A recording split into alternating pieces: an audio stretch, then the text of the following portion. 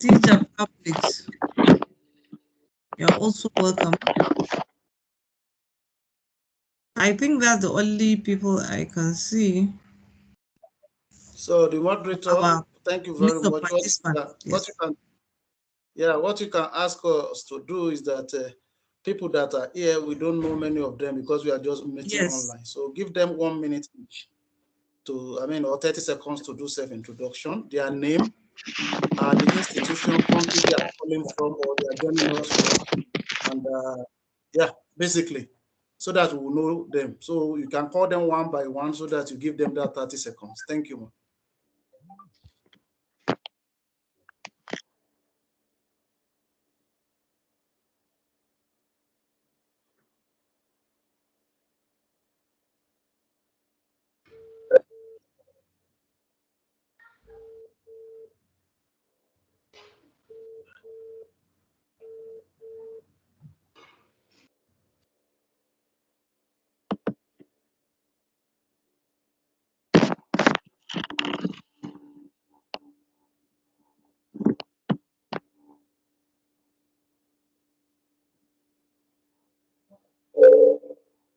The moderator, if you're speaking, your mic is on mute. We can no longer hear you.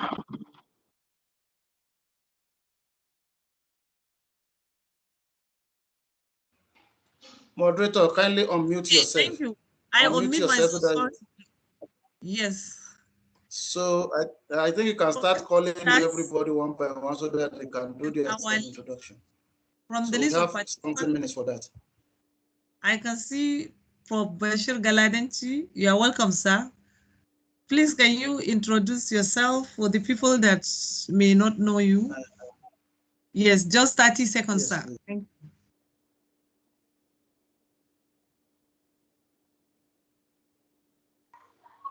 Okay, sir. Unmute yourself, sir. My name is Bashir Galadenchi. I'm a professor of software engineering from Bayero University, Kano, and I'm very excited to be able to listen to this very interesting these presentations. Thank you. Okay, thank you, sir. Then the next on our list is Chichebe Akachuku. Are you with us? Good morning, briefly. No. Okay. Good morning, no. Can you hear me? Yes, we can hear you. Go ahead. Okay, Chichebe Akachuku is my name. I'm a director with the National Space Research and Development Agency. I'm actually the head of their drone lab. I'm a chartered engineer and a project manager. Thank you very much. Okay, you are welcome. We are happy to have you in our midst. Then the next is Dr. Azza Omran. Dr. Azza is with us. I can see from our list. Please, can you unmute yourself?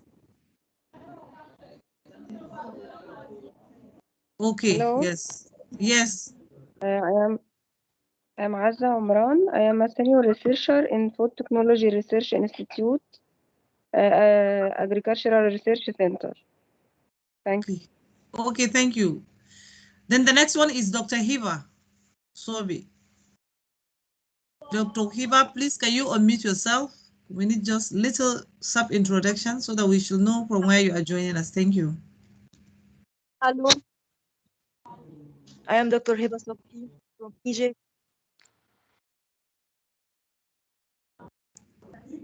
Okay, thank you.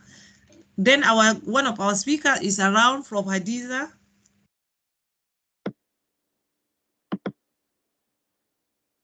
A very good morning to everybody. I'm Hadiza Shehu Galadenchi, an obstetrician and gynecologist and a director of African Center of Excellence for Population Health and Policy. You're welcome, ma'am. Then the next one is Kahinde Salami. Good morning, everybody. Yes. Good morning, everybody. My name is Salami Kahinde Adewale. I'm a woman research professional I'm the head of human resources of Ola Group of Company, Ilorin. Thank you very much. Sorry, when you are talking, I'm seeing two. Are you joining us with two system? I can see Kamar Oladipo.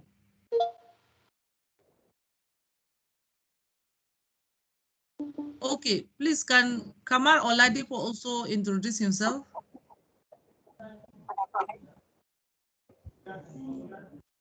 Hello. Yes. Hello. Yes, we are hearing you. Go ahead. Okay, yeah, you mentioned my name. Yes, I can see your name. I say, please, self-introduction. Oh, okay. I am Professor Kamar Oladipo from Obafemi Awolowo University, Ileife.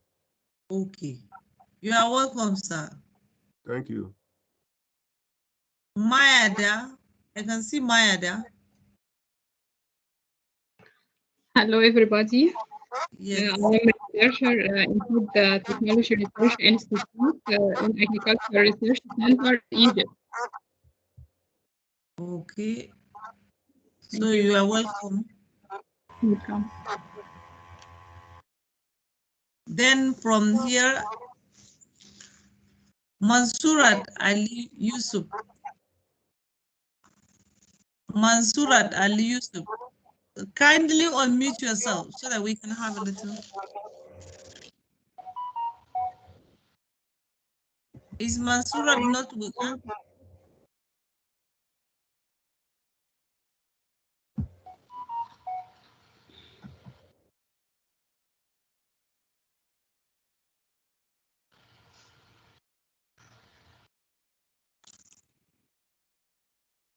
Mohammed Buba. Good morning. Okay. Yes. Yes, my Morning, name is sir. Dr. Mohammed. Yes, morning. My name is Dr. Mohammed Buba. I am the head of Internal Control and Compliance Department, Asset Management Corporation of Nigeria, Abuja. Okay. So you're welcome, sir. So Thank is you. Mansurat Ali still with us? Okay, let us go to Prof. Adebombo. Prof. Adebombo.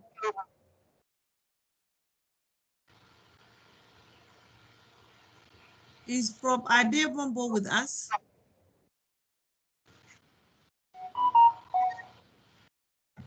Okay, so maybe before they come, the next one on our list is one of our speaker also, Prof. Atwa Ahmad Atwa.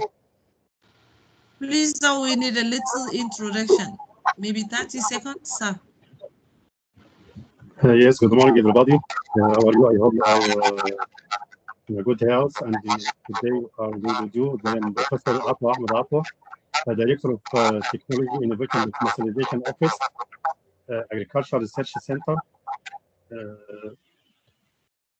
and head of the team of Smart Agriculture Clinic. I don't know why the voice not clear. Okay, thank you, sir. So I can see Prof. Adebombo is ready. Sorry, ma, please, can you give us a little introduction? Yes. Good morning. I'm Adebombo, Emeritus Professor of Animal Breeding and Genetics, Federal University of Agriculture, Abeokuta. Okay, you are welcome, ma.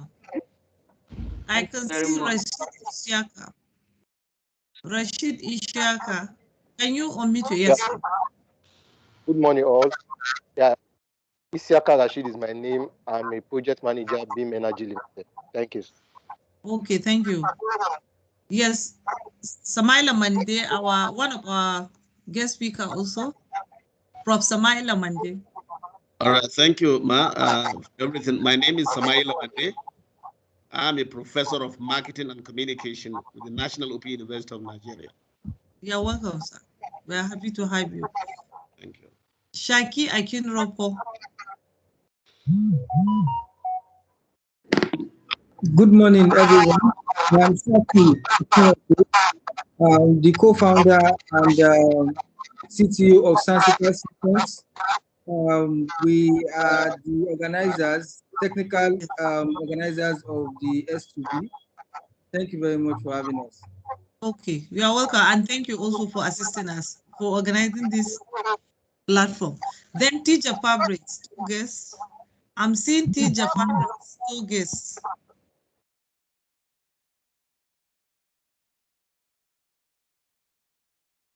Okay, let us go to Temitope Adele. Thank you very much. I'm Temitope Adele. I'm a counseling psychologist from the University of Ibadan, Nigeria. Thank you. Okay, thank you. So maybe with that, I can quickly go to our convener and also the host of this platform for this. Hello, are you hearing me? Yes, I can hear you.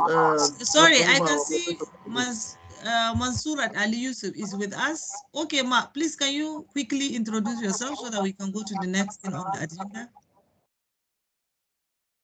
I can see Mansurat is raising hand.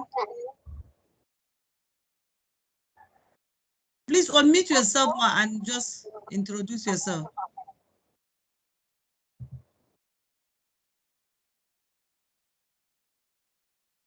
Mansurat Ali Yusuf, I can see your hand raising.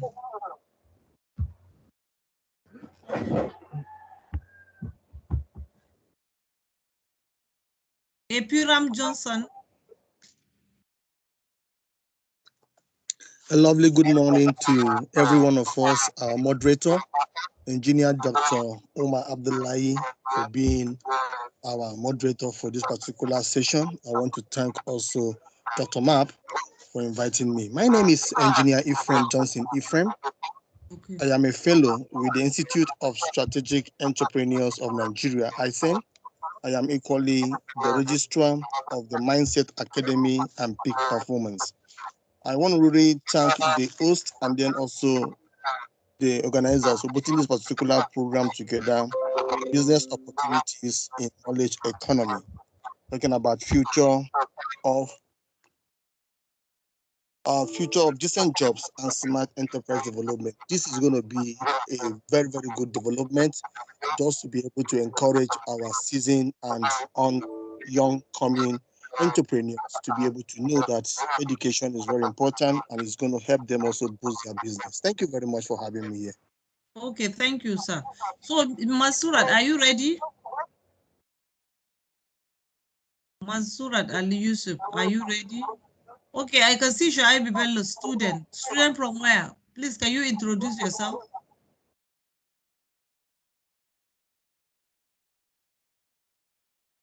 Shoaibu, a student. I can see Shoaibu, student. Okay, so let us just be watching our time. We have only 1 minute maybe for this introduction.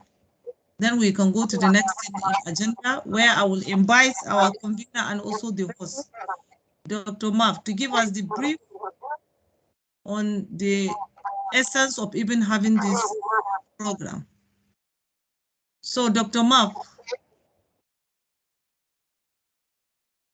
Thank you very much, moderator, for the beautiful work you have done.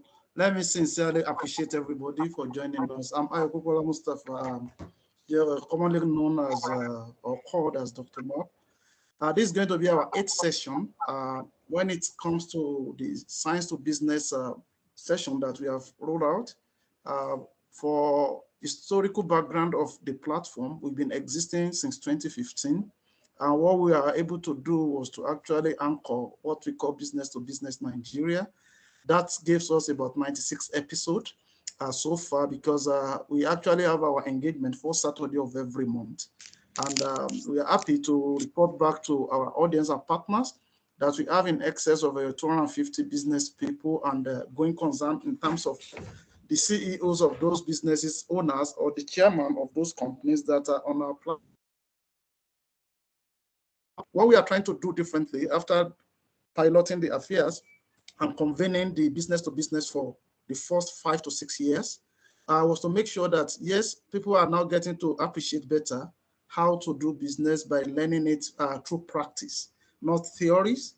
And the next thing is that we need to see how we want to inject the outcome of research and development and particularly science, technology, and innovation in our businesses. We believe that no matter how small, the injection of this science and technology into businesses is going to greatly improve them, because you know the age we are now is the age of technology. So, and there's no business that is so small that doesn't need one form of technology or science to support or thereabout. Having said that, we started the Science to Business January 2022, and that's why we're actually having the 8th section today. And we are going to be looking at spheres of the future that will make people to be relevant, not to be just a spectator. In the futures that are coming, we talk about a decent job of the future. We talk about new workspace. We know that a lot of things are happening in the world now that is converting the physical office to workspace.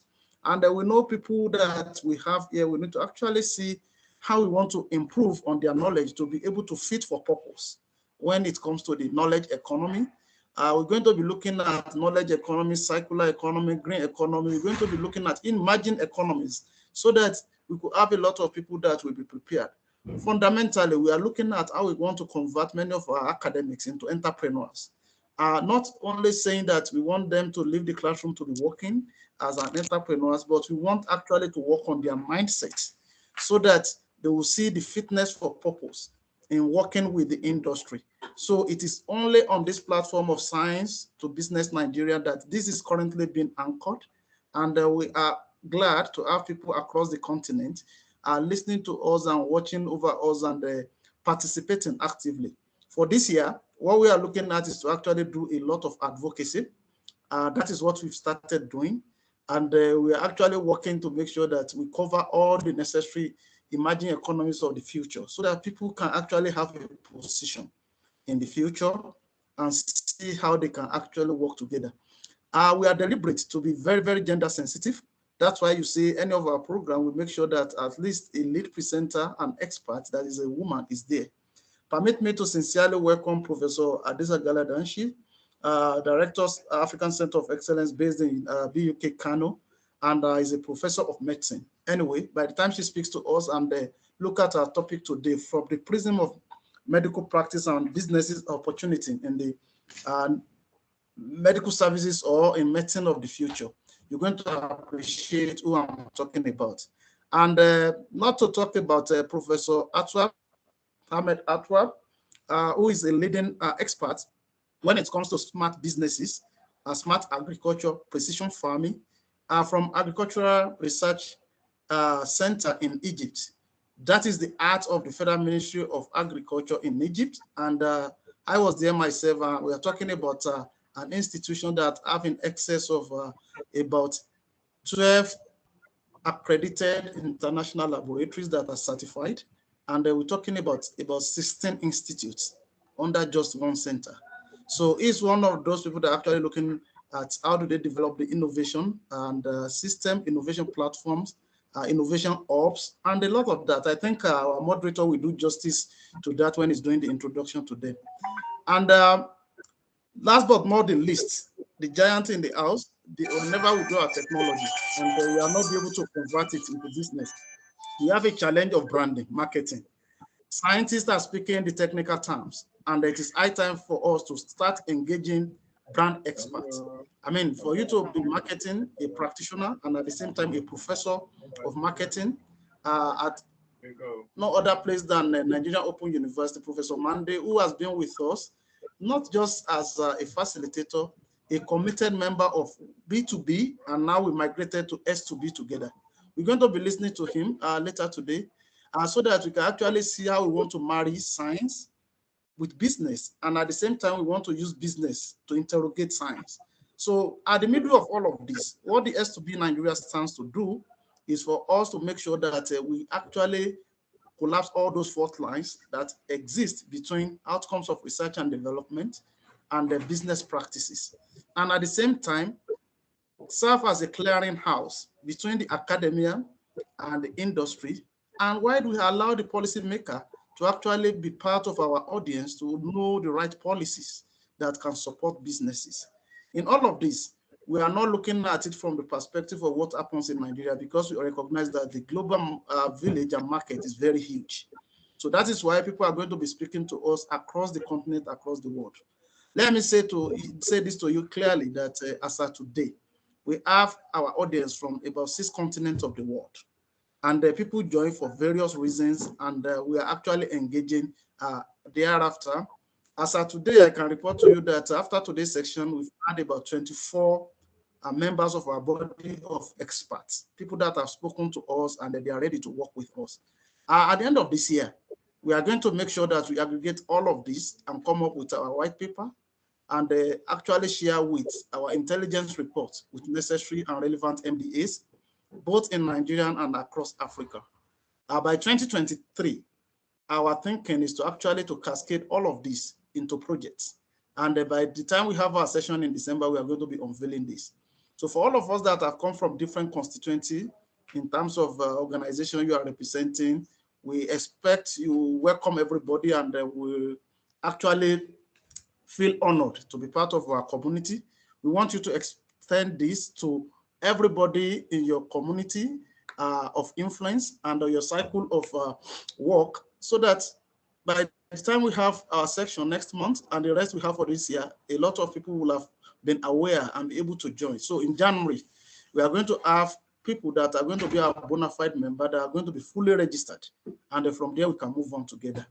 I sincerely appreciate our moderator for the wonderful job. She has the work to do today. Anyway, I don't need to introduce her. Maybe I will ask her to introduce herself. After all, she has made everybody to introduce themselves. So, but I can tell you there is a leading light when you have a PhD holder, not in any other place in mechanical engineering, far away from Malaysia, a leading expert in the north, if I'm not mistaken, maybe the first PhD holder that is a lady in mechanical engineering from the northern part of the country. So that is our moderator for today. We've been working together, and I know that she's somebody that's very versatile, and I think we can rely on her to run today together. Thank you very much, the moderator, for the opportunity to welcome everybody, and I believe your investment will result in fulfillment today. So I will hand over to her now so that she can read the citation of the first presenter for today. I think we have just 6 minutes. After she might have done a self-introduction so that there will be fairness in the house, then she can actually read the citation of the first presenter, invite the person, and our first presenter should start speaking by 10 o'clock sharp. Sorry, yeah, 10 o'clock sharp. So depending on the time that you have in the world, across the world. Thank you very much for joining, and have a pleasant section with us. Thank you. Over to you. Thank you, Dr. Mark, for this briefly explanation. You have said it all. At least for those that are not even aware of what is the reason of this, we have all been catch up. So thank you so much. As you rightly said, I'm Engineer Dr. Uma Abdullahi. I'm a mechanical engineer with specialization in manufacturing and material engineering. I work currently with Bayero University, Kano. That is just recently, but I work with Center for Energy Research and Training, Ahmadu Bello University, Zaria, where I lectured in 2 departments, mechanical engineering department, as well as metallurgical and material engineering. But now I belong to BUK, that is mechanical engineering department, Bayero University, Kano. So I'm happy to have everybody here. I'm going to start with our first presenter by reading his citation. That is Prof. Dr. Atwa Ahmed Atwa. He is the Director of Technology Management and the Commercialization Office in Egypt. He's also a professor and a chief researcher, Plant Protection Research Institute, Agricultural Research Center, Doki Giza, Egypt. He's also a principal investigator of Smart Agricultural Clinic, Egyptian former electronics platform for the future projects. Then executive director of the Agricultural Business Incubators. Yes, sorry, Incubate Agricultural Research Center. He's also the National Consultant, Agricultural Research System. He has a first degree in entomology and pesticide from the Faculty of Agriculture, Cairo University. His MSc is Plant Protection, Pesticide Department, Faculty of Agric, Ancient University, Cairo. His PhD also is the Department of Entomology, Faculty of Agric at Cairo University. Prof. Atwa has so many things to tell, but because of the time, we are going to limit most of the things. He has more than 40 publications. He has 2 English book chapters, 3 Arabic book chapters. He has 4 conference abstracts. He attended also more than 12 conferences. He has a patent, and he earned a lot of research grants. To mention a few, there is 14, where he acted as a principal investigator. There is also 17 research, where he became a co-principal investigator, where he graduated so many students, both PG and undergraduates. So you are welcome, sir, and we are happy to have you. Because of the time, we can't go into the whole, because I have a lot here, bulky CV. If we started reading the citation, I think it will take us the whole of the time that he's supposed to be giving us presentation. So it's better to hear from your mouth when we are learning from your own presentation. So the presentation is for 30 minutes. And also for the listeners, we should also put it at the back of our mind that after the presentation, we are going to have 45-minute session for question and answers. So if the presenters are making presentation, we should also jot down all our questions and comments. And by the end of it, after I wrap up for 1 minute, then we are going to have a full session where we can just throw our question and the comment. Then the guest speaker will give them time and the chance also to respond to us. So can I invite Prof. Atwa to start with his presentation? Thank you, sir. Okay. Thank you, Dr. Omar. Thank you, Dr. Mustafa, for this invitation to give my presentation about precision or smart technology in Egypt and how to dealing with knowledge economy from bench to market or from science to business. Now I will, you are seeing my presentation sharing now. Hello? Yes, we are hearing. Okay. You are seeing my presentation now? Not yet. No, we are not sharing Not this. yet. Not yet. You can share. You can share. Okay.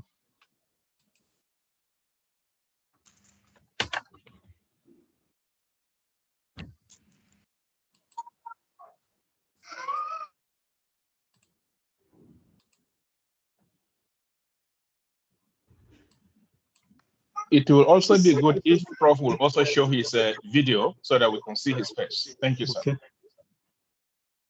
So, and please, maybe for others that are not presenting, when he's presenting, you can off your video. I think you're saying it now. You say the presentation now?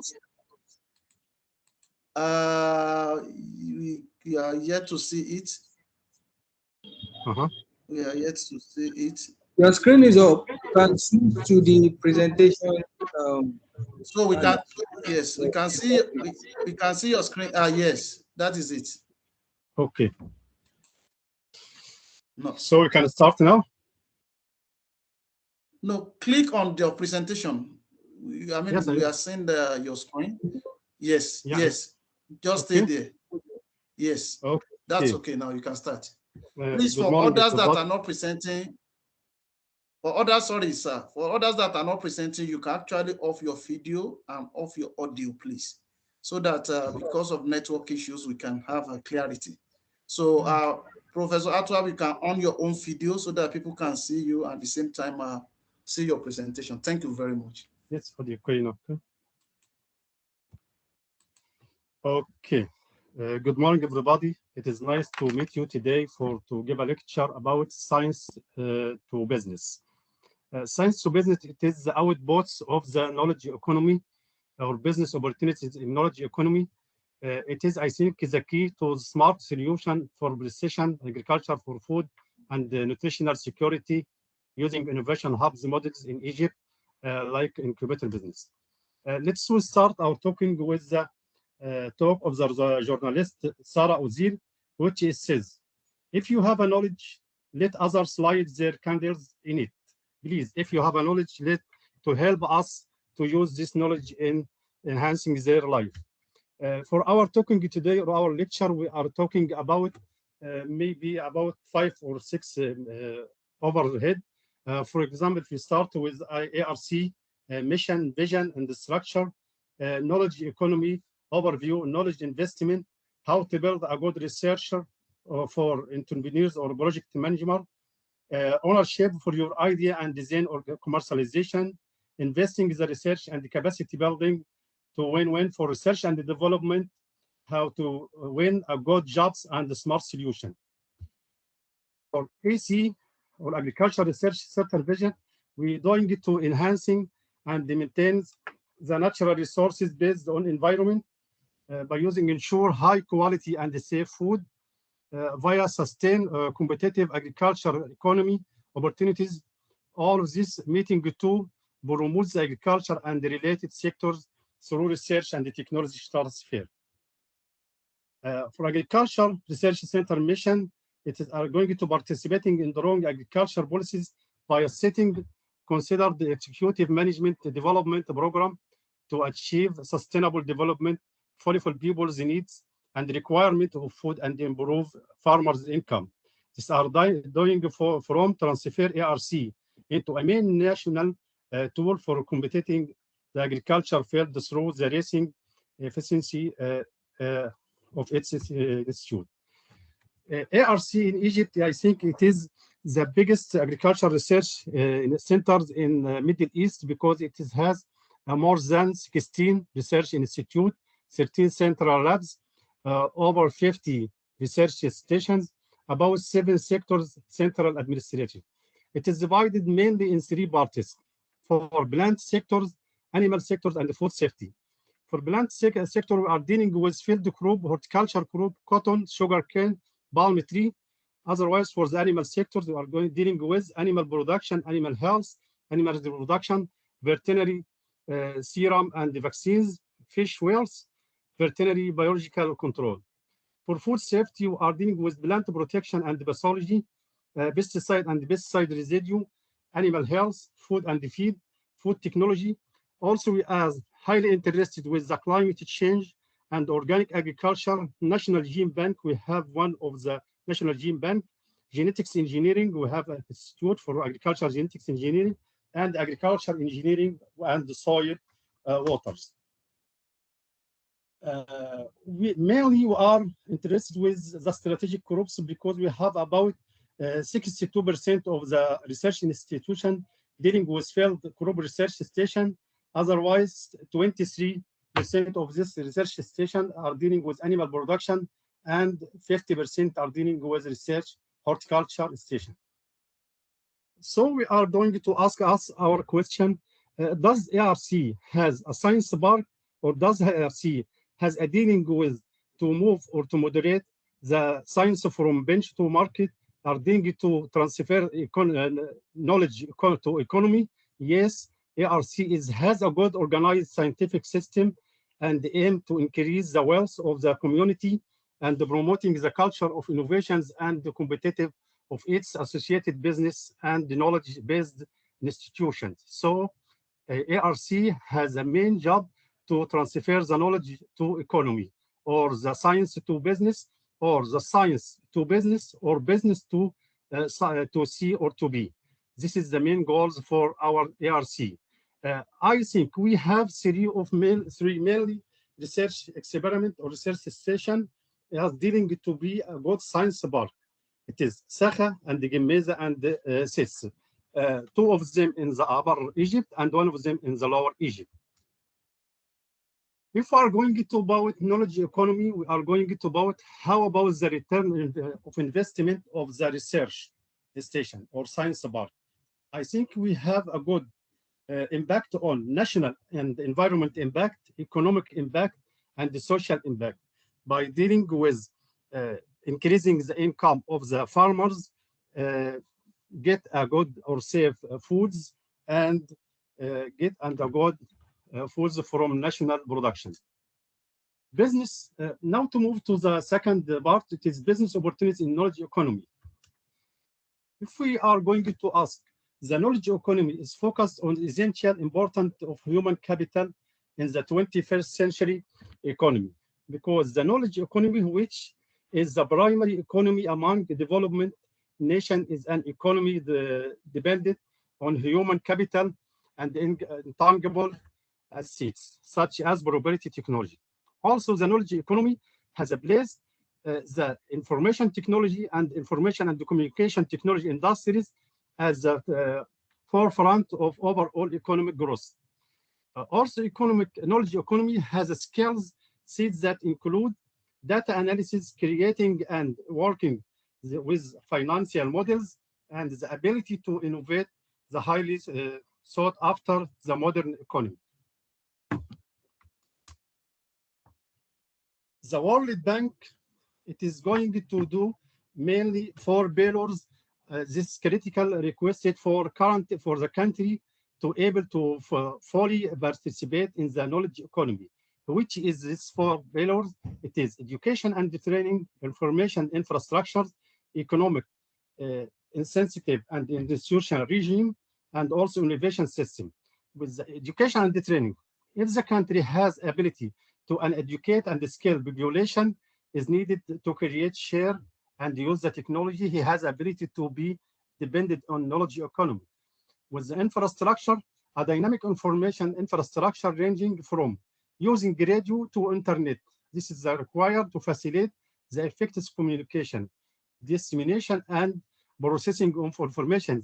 So the country has ability to dealing with the knowledge economy if he has information infrastructure. Economic insensitive and international regime, regulatory and economics environment that enhance the free flow of the knowledge, support investment in information and communication technology, and encourage entrepreneurship in central of knowledge economy. If the country has this criteria, he has ability to be a country dealing with knowledge economy. Innovation system that is dealing with the network research centers, universities, think tank, private entrepreneurs, and the community groups is necessary to tap into growing stock and global knowledge.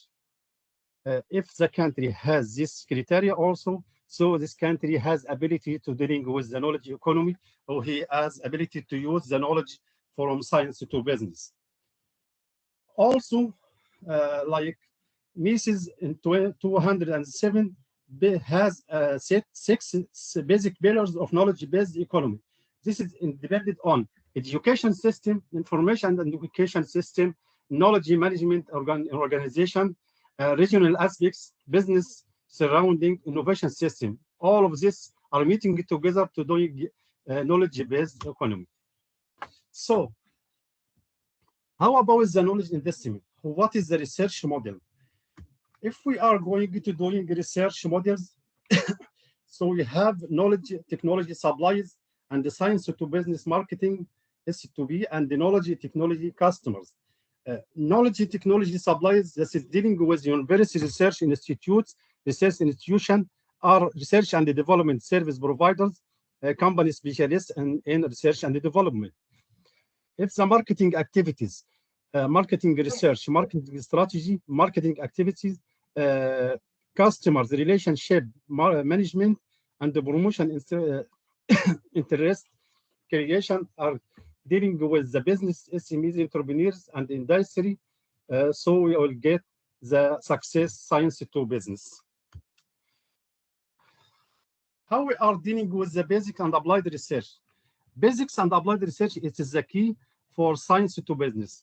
Most of people today are going to ask for applied research. But if we are going to focus in the last epidemic in COVID-19, for example, if the research institute or the university, the companies doesn't have research and development or basic research that they can't to be applied research to get serum or vaccines for COVID-19.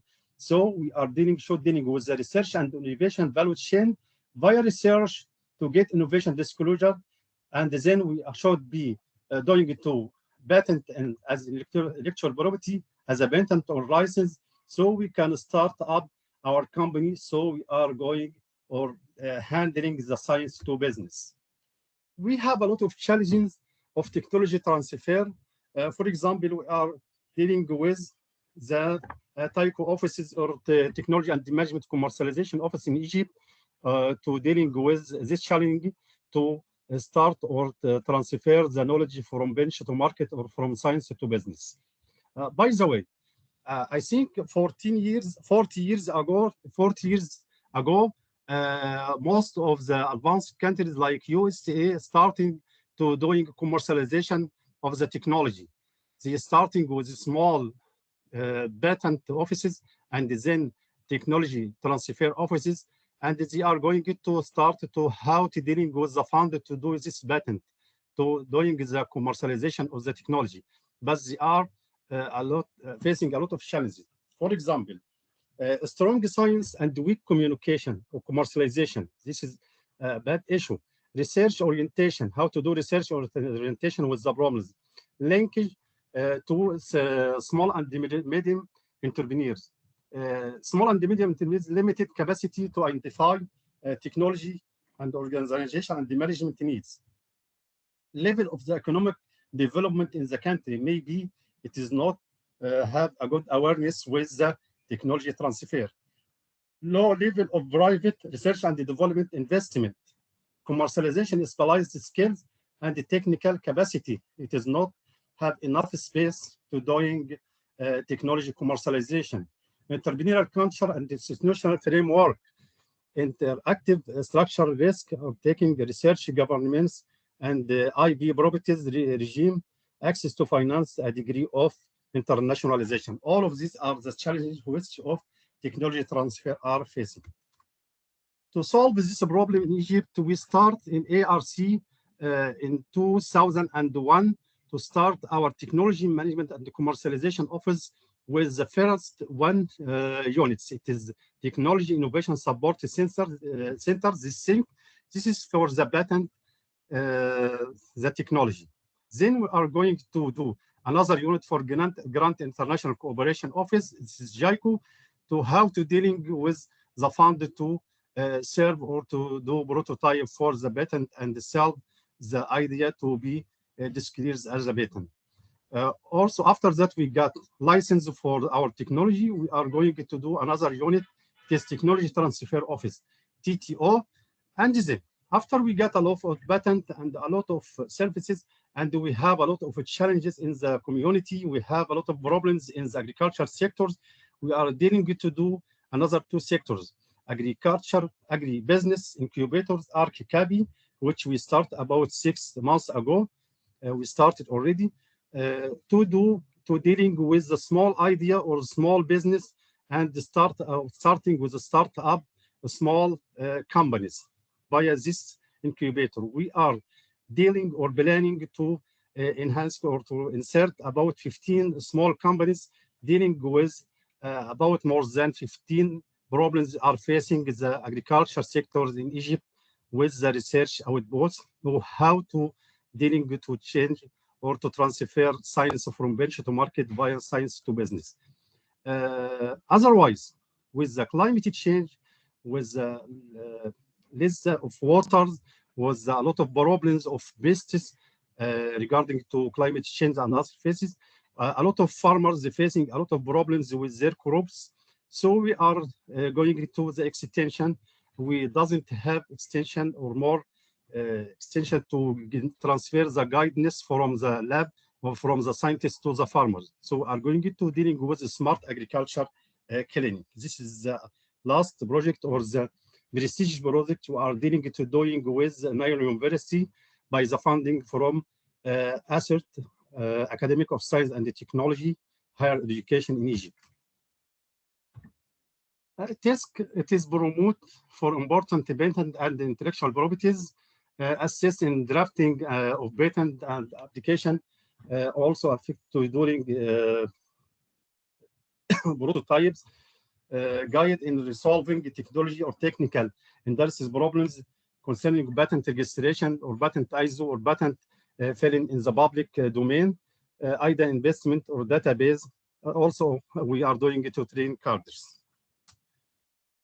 For the JICO are defined potential funding local and international opportunities for international research project, improve opportunities for getting international technical or financial support with the research project, support the research in the field of the management and the following up of the research project.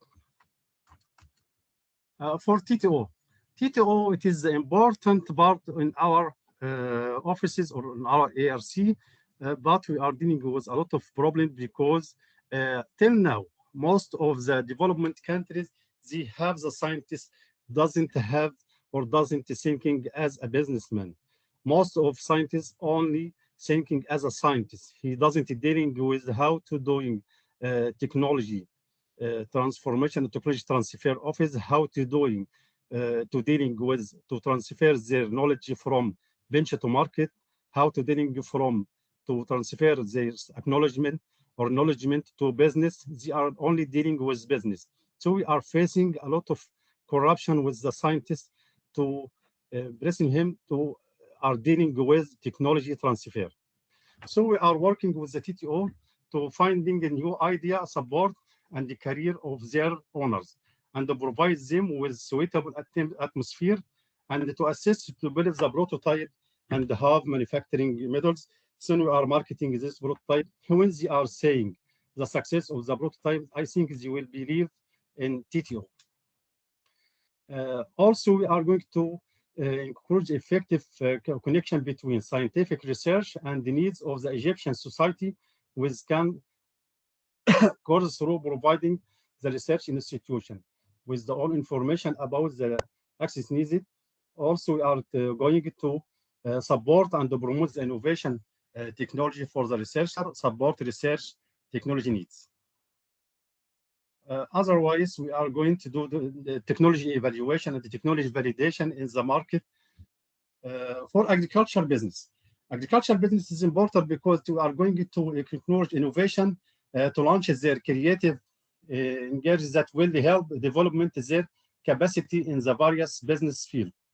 Provide necessary requirement to transformation innovation idea into the efficient project, whether through outstanding research project, innovative manufacturing idea, and adaptation and the promotion of entrepreneurial idea into promoting and developing economic projects to reduce unemployment levels and increasing the income of the creative and entrepreneur staff, students, and the local community. Also, to increase the level of integration between ARC and the different universities with the local community through ARC adoption of creators, entrepreneurs submitted project to support the community, to contribute the achievement of creative education and training that help the explore creative talent or possible ARC staff, students, and the community members, to provide a vision of the development of creative thinking, release the encourage and capacity and outstanding achievement of performance of creator and entrepreneurs. For the smart agriculture training platform for the Egyptian farm, this is mainly going to provide the integration end-to-end digital system to efficiently deliver crop management and good practice in agriculture system. To create a center for smart digital integration, integrated agriculture extension services, to utilize multimedia contents, to employ advanced computer vision and the deep learning algorithm, to create an intelligence scale-up cloud-based system. This is the main goals of the smart agriculture clinic. How we can market our research outputs? To doing marketing for our research outputs or to transfer the research from bench to market or from knowledge to business, we should start the basic technology research. This is the stages maturity of idea. Then we are doing research, prove visibility studies for this idea. It is has a visibility or not. Also doing technology development and the prototype, technology demonstration. This is the role of the Agricultural Research Center. Then the system or subsystem development and the launching prototype, system test and launching and opportunities. This is the last level of the technology outputs. This is the role of the Office of Technology and the Management Marketing. This is the steps. This is mainly steps to how you can market your research outputs. Marketing models for technology, science to business. The seeds that we need to be a field. This is how we have goal of Egypt technology transfer, availability, use of innovations. This should be collaboration between the government and the private industry. The government, they are doing research and invention via university or research center.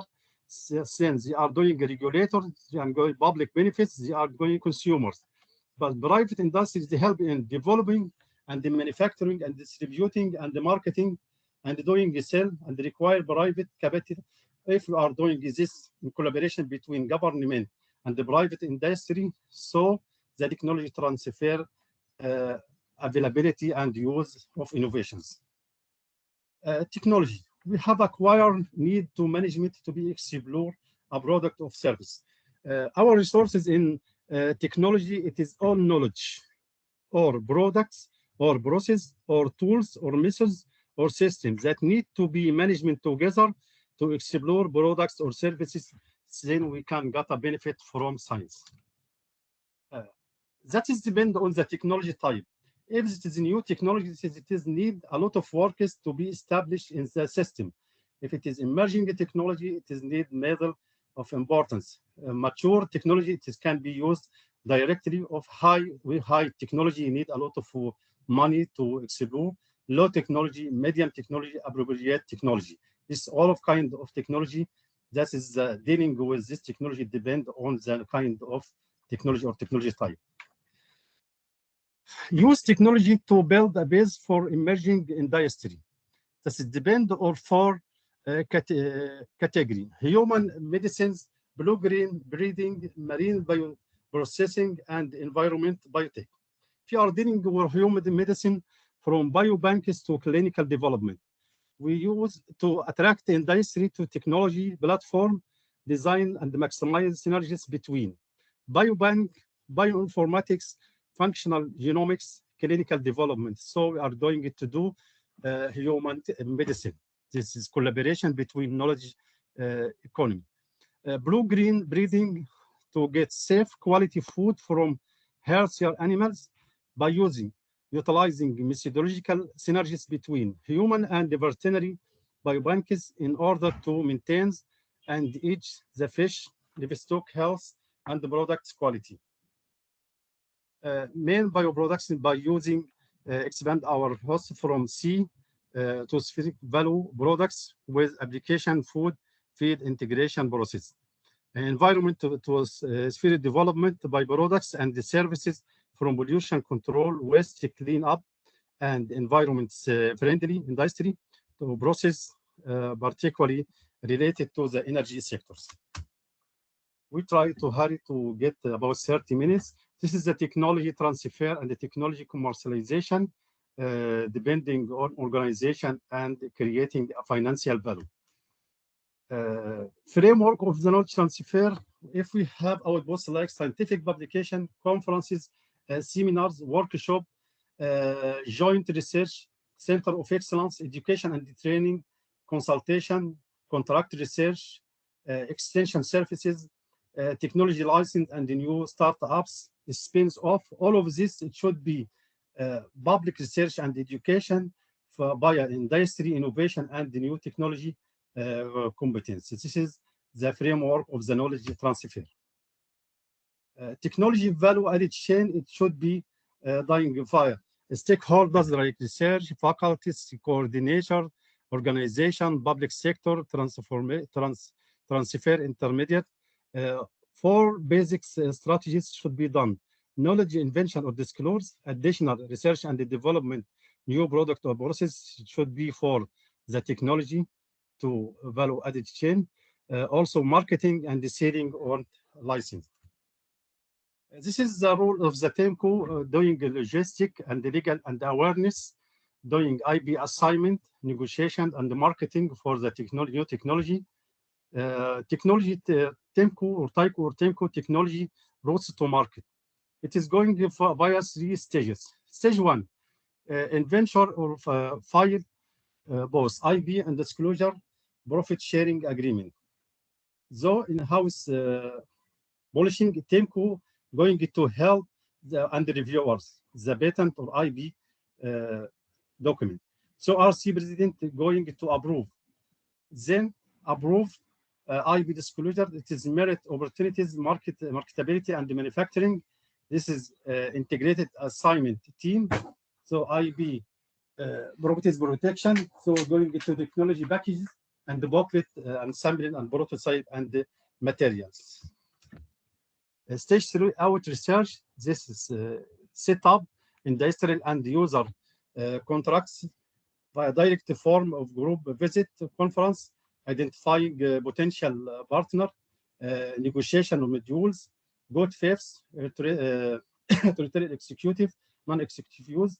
This is acceptable and agreements. This is the win-win, balanced, comprehensive, clear, executable. This is the cycles of incubators. We have input and this doing incubator, and this we have success project. If we have imagined choosing a good idea, doing evaluating a project idea, development action plan, and then produce development marketable, this produce production and enter the market. This is a vending management skill for the technology or for the knowledge to science. We have models for success stories, science to business opportunities or applications. As we know, we have average probe losses regarding to nature source of nature ecology and evaluation 2019. This is losses with wheat more than 25% loss of wheat, more than 31% of rice, more than 30% of maize, more than 21% of potato, and more than 26% of soya beans. This is the losses regarding to caused by about 137 individual pests and pathogens on 5 major crops.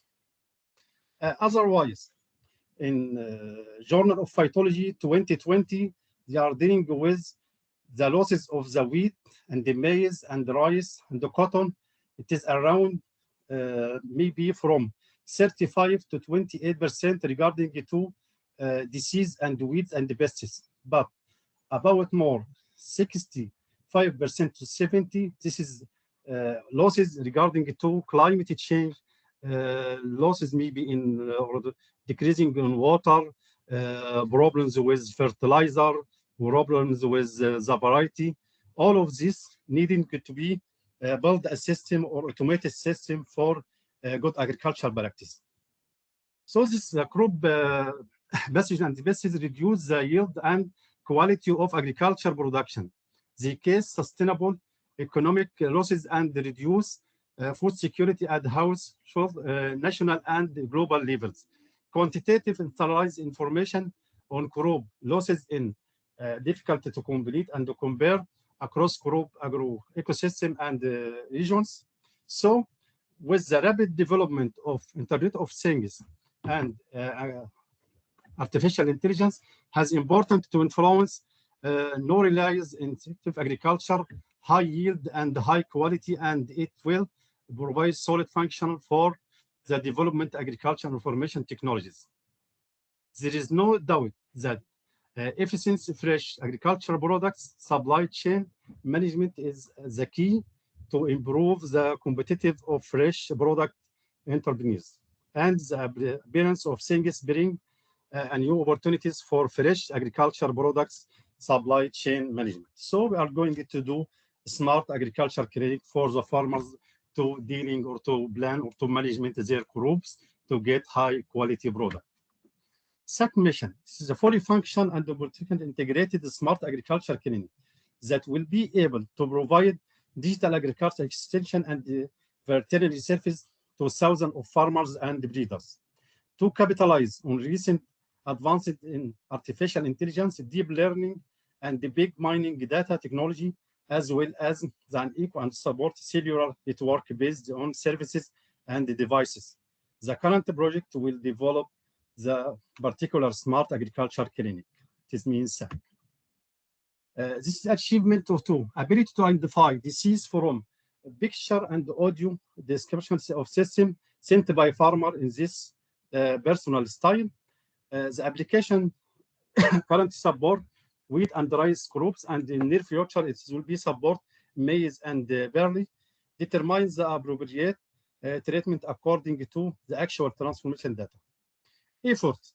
Developing successful employment protocols for collecting images, completing thousands of images, and putting export notes on them using a training artificial intelligence system for the Egyptian case, completing hundreds of audio record hours to receive the voices from the farmers and then give him the research accuracy of more than 95%.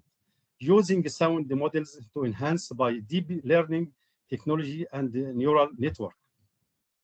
SAC depending on collecting big data. These big data are dealing with artificial intelligence. So it is keeping cloud computing and then transfer to mobile for technology to the farmers. Now we are going to focus on the next generation or maybe the next 10 or 20 years or the near future, the S2B business jobs opportunities. Most in demand skills in the future. Can you just 1 minute, just 1 minute. Future Okay. of work. We have, for example, one machine learning. Machine learning is essentially the study of algorithms. To artificial intelligence, it's very important. Is the intelligence demonstrated by machines, cyber security, and data science, and low cost, no code. Finally, we have know that this is the World Bank mentioned. The knowledge is like lights, weightless and intelligent. It can be easily to travel the world, enlightening the level of people everywhere. Yet billions of people still live in poverty and necessity.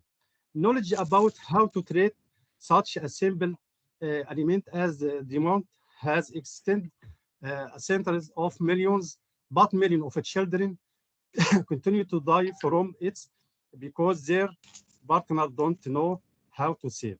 Finally, please, let your knowledge light the candles for the other to help him to fight poverty and disease. Thank you. Thank you so much, Rolf. Thank you for the deep insight presentation. We really appreciate. Thank you, sir. Thank you. So I think just to go straight to the point, if I can summarize what I realized, what is all saying is like the same thing with what we are thinking here in Nigeria, looking at the model the Egyptian government is taking for the science to business. So definitely, if you want to make anything, the triple helix has to come in place. As we said, universities, research institute, in general, we can say academia can take over for the research, telling us how to follow it, how to do it. Then they are the one also responsible to check the impact on the society, environment, and also the knowledge for the knowledge economy. Then later, private investors will come in where they can market and also develop some new market strategies and other things for the science to business to be effective. So thank you so much. I think we are on code, and I'm very happy when I see when you are given that chart for the annual crop. That is, even though you say worldwide, I know Nigeria, we have a lot of maize cultivation, rice cultivation, and everything, as God has created and also give us the very good land to harvest. So thank you so much. I think we are on the right track, looking at what even the Nigerian government is trying to do, going back to agriculture to revive our own economy. So before going to the next presenter, I would also like to welcome some of the members that I have seen they joined, but because of time, we can't give them time for the self-introduction. There is Charles Duranga, Mistura Sani, you are welcome from Obafemi Awolowo University. Reda Omara, Jamaluddin, Hawa Gambo, Profola Lasisi, you are welcome, sir. Dr. Gada Ramadan, Emal El Shahid, Umar Shehu, Abdurrahman Umaru. So I'm going to read the citation of the next presenter, which is in person of Prof. Hadiza Galadenchi. Prof. Galadenchi is a founding director of the World Bank-funded African Center of Excellence to strengthen interdisciplinary evidence informed policy developed in West and Central Africa. She has a Bachelor in Medicine and Surgery from Ahmadu Bello University, Zaria, a Master's in Reproductive Health and Sexual Health Research from University College London, and a diploma from the London School of Tropical Medicine and Hygiene.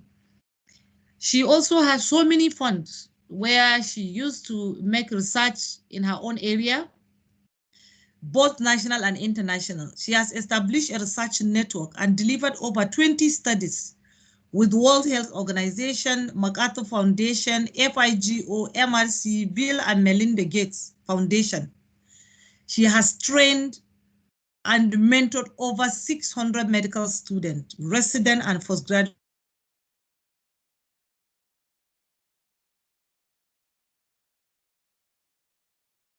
journals. She also has extensive experience in working and conducting projects with World Health Organization, USAID, UNICEF, UNFPA, and the MNCH2. She's an inspiring model for women, particularly women clinical academics.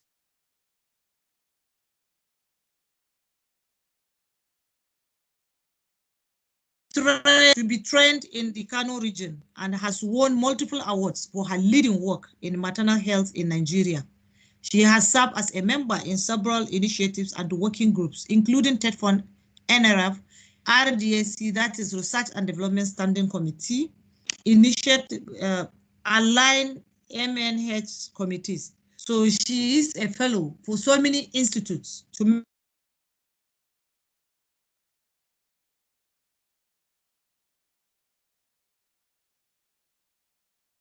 Royal and the Gynecology, United Kingdom. So you are welcome, Prof, and we are happy to have you. So you have the floor, Ma. You can go ahead. Thank you.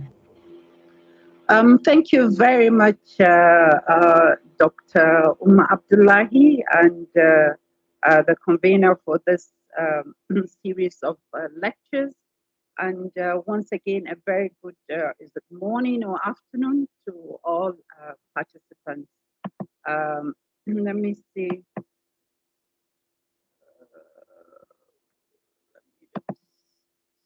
Sharing.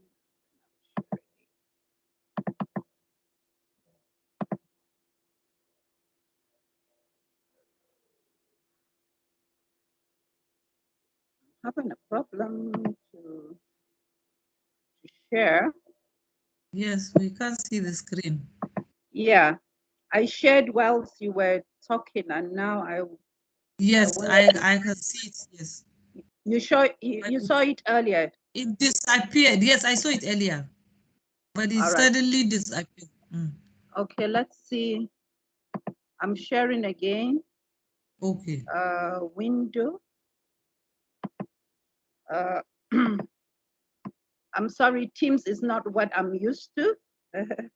I'm more used to Zoom, but just give me a second. Okay. Just give me a second. Good. All right. I think my presentation, it's actually a presentation that probably should have come after Professor Atwa's presentation, because Professor Atwa actually, oh no, can you share my presentation? I think I okay. Okay, hold so, on. I've shall seen we it. please, I've seen it. Okay. Okay. Can you see it now? It's about coming, but we didn't see it. Yes, we can see it now. Excellent. Yes. Okay. So I was just saying that, my presentation should probably have come before Professor Atwa's presentation, because Professor Atwa has actually given us a practical, example of what I'm going to be saying. Because, Egypt seems to have gone a step ahead of us, at least in terms of, knowledge economy for agriculture. I know a lot has been done in Nigeria, and a lot is being done still with a lot of agricultural centers of excellence and other African centers of excellence. But I think he has given us practical example of how we can actually move knowledge to the extent that it becomes a nation's economic development. I'm going to go through this in my presentation, briefly telling us about the background of R&D as part of knowledge economy. What's really the objective of knowledge? Trying to look at the introduction of R&D imperatives in knowledge economy, looking at R&D in Nigeria, then what really do we require as skills in knowledge economy, and what are the survival strategies of researchers in knowledge economy, and just given a simple single example of knowledge economy in terms of vaccine production in Nigeria, and how do we institutionalize R&D for evolution of Nigerian knowledge economy. And lastly, we'll talk about some recommendations. Now, looking at background, the first thing when Popola gave me this topic was that what is really knowledge economy? How do we as academicians see knowledge economy, and especially as scientists? And a lot of us are in the universities as researchers, as learners, as teachers. How do we see what is knowledge economy? How can we explain it in simple terms that all of us can understand? And I got a simple, there's so many definitions, but I got a simple definition from Walter and Kaiser that said knowledge economy is the production and services that are based on knowledge intensive activities that contribute to an accelerated phase of technical and scientific advance. So it must, our production and the services that we produce must be based on knowledge intensive activities, which means we've gone back to the universities, back to our research centers and done a lot of research and a lot of learning before we can now come and impact on our production and on our services. The key component of a knowledge economy is that we should pay greater reliance on intellectual capabilities than just on physical inputs or natural resources. There's so much that we're losing from our intellectual capabilities. We're not utilizing our intellectual capabilities so that we can move our economy further. And the ability of nations to capitalize on scientific discoveries and through applied research is key to knowledge economy. We're all aware that the leading economies in developed countries, they've driven their technologies based on knowledge and information production and dissemination. That is where they are. That is why they are where they are right now, because they have driven their technology based on knowledge, based on research, based on intellectual capabilities, and based on information, and now having production and having a lot of dissemination and information. Education is the main pillar of this economic development. We shouldn't think it's mainly resources and money. Actually, education, knowledge is the key to economic development. Human knowledge in all fields of learning can stimulate creativity and sustain development of a nation. It is our human knowledge that can move us further. It is not the money we just get, but it is our human knowledge, because it's our human knowledge that will bring the money. The nature and amount of university knowledge available to individuals or organizations can actually be utilized, and this can be turned into financial output. If we know that we need to diversify our economy, for example, in Nigeria, we know that the oil is not really giving us what we want, we probably need to go back and invest on knowledge, on university, on researches, so that we can develop our knowledge, so that we can get, we can harness all the knowledge we have so that we can turn that into financial output.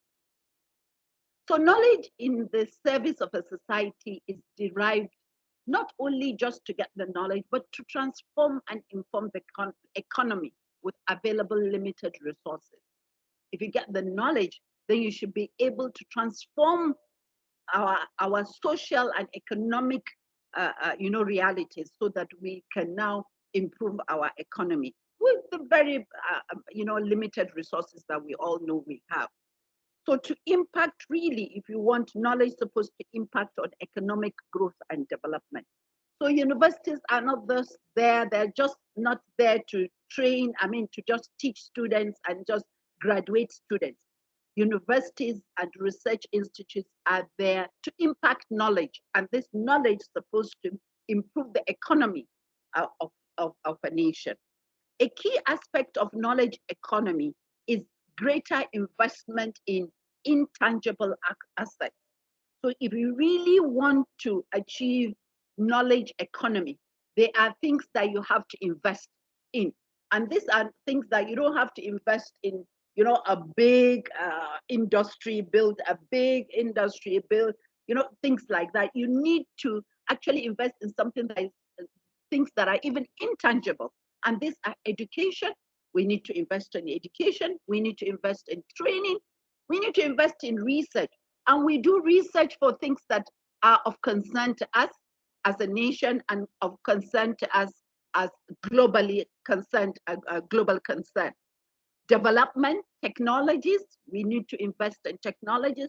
We need to invest in branding. And I'm very happy that we have a professor in branding to take us through what exactly do we do as far as branding is concerned, and marketing and distribution. These are key things that if you want to achieve knowledge economy, you must invest in them. Now, coming to R&D imperative in knowledge economy, the level of emphasis a nation places on its research, development, and innovation predicts its level of socioeconomic development. If you look at all the nations that are, the nations that are developed and the nations that are developing and the nations that are underdeveloped, what differentiates us is actually, research, development, and innovation. The countries that have gone far have invested so much in research, development, and innovation, and therefore have had a lot of impact on their socioeconomic development. A nation must invest in its researchers and the research infrastructure so as to address its own concern as well as global concern, as I said earlier. Now, there are 4 pillars in terms of knowledge economy. And I found this very interesting diagram, that I adapted, I think, is it from Bill? I can't see. Okay, let me see. Okay, from Obanya 2011. He said that in knowledge economy, we have education. And in education, you build human capacity and resources. And we know that in Nigeria, we have more than enough of that in terms of education, all right? Then you have economy. Now, economy is supposed to transform this education, all right? Transform this knowledge that is achieved or that is gotten from education into production and resources. And then we have technology. Technology uses the tools and the machine so that we can increase our control and understanding of the environment. And then finally, you have the governance, which provide good leadership to economic growth. Now, I want you to look at this 4 pillars in terms of knowledge economy and look at the triple helix, because we all know that we've got to get to the triple helix if we really want to achieve any knowledge economy in any nation. And what is the triple helix? We all know the triple helix. In fact, now they say the quadruple helix, and they include the community as the fourth aspect of the helix. So governments around the world utilize the triple helix model so that they can transform their country into knowledge-driven economy for sustainable development. What are the key roles of each of these players? In terms of the university, we know that we produce and exchange knowledge. We know that we teach and we do research. We know that we augment what we know in our traditional knowledge. We also know that we document and we disseminate knowledge. And we also, of course, graduate students into the workforce and the wider community. Now, this is the function of most universities. And at the end of the day, we stop at this function without the collaboration of the industry and the government and the community. We just do the teaching and do the research without really linking whatever we do in terms of the teaching. We teach what is lacking within the community, within the industry, within the society. That is what we're supposed to teach. And we do research on things that concern the society, that concern the government. Now, given a typical example, for example, the issue of malaria in Nigeria. It's high time that, you know, Nigerians or researchers in Nigeria really do something about finding a vaccine for malaria. Now, we would have gotten a vaccine for malaria many, many years ago if malaria was of concern to developed countries. But because malaria is of concern to us, and we're not really looking at the sort of research we do so that we can find answers to our problems, we would have long ago found the answer to malaria. Now look at COVID. COVID, within weeks, we're able to get a vaccine because it was of concern to people that know the importance of research and linking the research to knowledge economy, to industry, and to the government. Now, looking at the industry, they are to produce wealth, but they are to transform the knowledge that we get and the research output that we get from the academia and research into institutions into innovation. That is how they will produce the wealth. And now the wealth will be both for the academia as well as for the industry. And then, of course, another key function of them is also to commercialize the innovation to the market.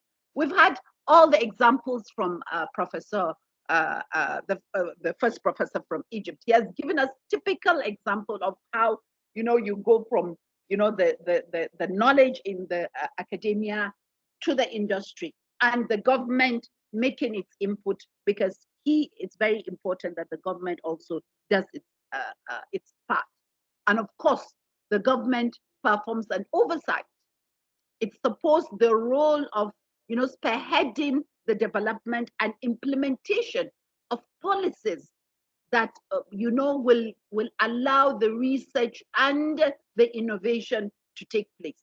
So they must develop, you know, policies that are suitable so that the universities can continue to work on the research and on the knowledge, and then the industries can now transform the knowledge to innovations. And of course, they need to promote the research and the innovation.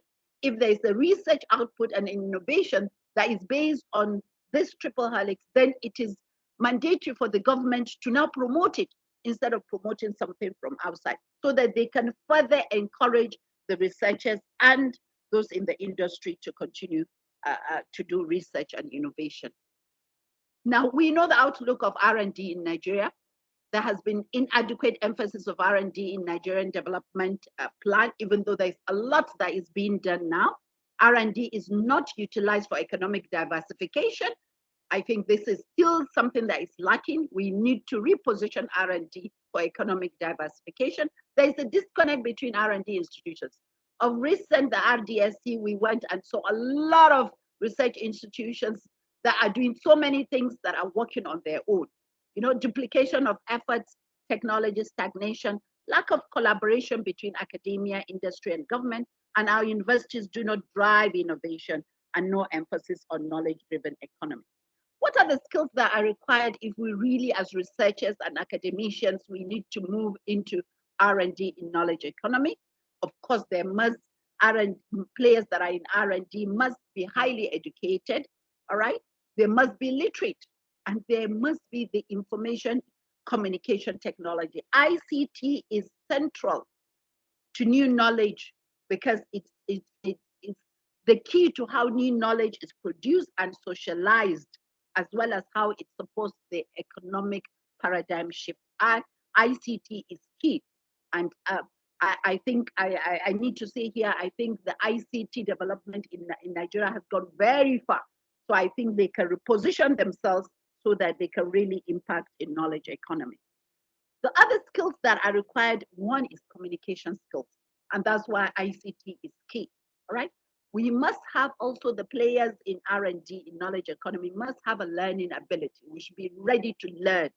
You know, those in the industry, those in research, you should be able to learn new skills. Problem-solving skills are important. You must have problem-solving skills if you want to go into knowledge economy. We must work as team. You know, teamwork is extremely important because if you're working, everybody brings his skills to the table and then you work as a team. Capacity for self-management, if you want to really achieve a knowledge economy. Inter and intrapersonal skills. Motivation, people have to be motivated in the field to be able to move forward. You must have initiative. What are the survival strategies for researchers in knowledge economy? Researchers have to be innovative. We cannot be doing the research we're doing years ago and still think we can move into knowledge economy. We must have innovation. Research and innovation has been well established both in theory and practice as critical drivers of economic growth. And we've seen it from the example of the first presenter. Then there must be collaboration. We must collaborate because we can't do it alone. Even within the universities, when we make research, we should collaborate with each other, with the different groups. You'll be surprised that different teams are doing the same thing in the same university. Now that has to stop and we all have to work together. It must be driven by national research and innovation agenda. We must have a national research and an innovation agenda whereby we all plug into it so that we can move the agenda forward. We must be supported by national and institutional structures and systems and incentives so that we can achieve our goal. Of course, the collaborations can be in different aspects. Business-business research collaboration, university industry research collaboration, international research collaboration. The idea of just sitting down and doing research has ended, so there must be collaboration. And of course, one skill and one survival strategy for researchers is that they must have entrepreneurial skills. I was really excited to hear how Egypt has, done that and has given us practical examples. Now, what the research institute that Prof just presented is what we call the Entrepreneurial Research Institute or the Entrepreneurial University, all right? And a lot of our universities are now turning into that. I'll give a typical example of, our own centers of excellence. We now need to have incubation hubs that we collaborate with. We need to have, technology transfer offices. When we're told in World Bank that we must establish technology transfer office, I was surprised when I checked in Bayero University, Kano. They have a TTO a long time ago, but us as researchers don't know anything about TTOs. You understand? So, but the idea was there and it's been established. So researchers need to know how do, TTOs help them in moving their research to the next level. All right.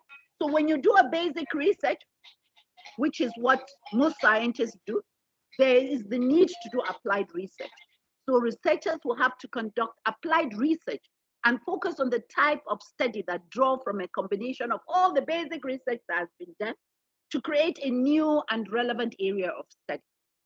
Now, after doing this applied research, the universities now have to have business incubators. And that is why I'm saying now there's so much encouragement of having business incubators and collaborating with business incubator hubs. And then, these universities will have to include the business incubators, and the research institutes will have to give the applied research students, where they have done their applied research, faculty and students now should have a place where they can go and propose and test their new ideas. That is where these incubation centers are and incubation hubs. So whatever you have done in the lab, you now have an opportunity to go and try this, your new idea, so that you can move it to, the next level. Once that is done, then you need the entrepreneurial companies to now come and see, this knowledge that has now been developed in the universities and the research centers, and now take up this knowledge and now move it, to being patented and then now commercialization. Now that is how we want our universities to be as far as entrepreneurship and knowledge economy is concerned. Now, given a small example of vaccine production in Nigeria, you'll be surprised to know as early as 1920, we started producing yellow fever vaccine in Nigeria. But is there any vaccine now produced in Nigeria? Totally zero. Any drug produced in Nigeria? Most of them not coming from, the basic sciences. Vaccine development methods and processes, they're no longer any rocket science. All of us can do it in our various labs. We have labs that are well equipped to do vaccine production, and the technology is there.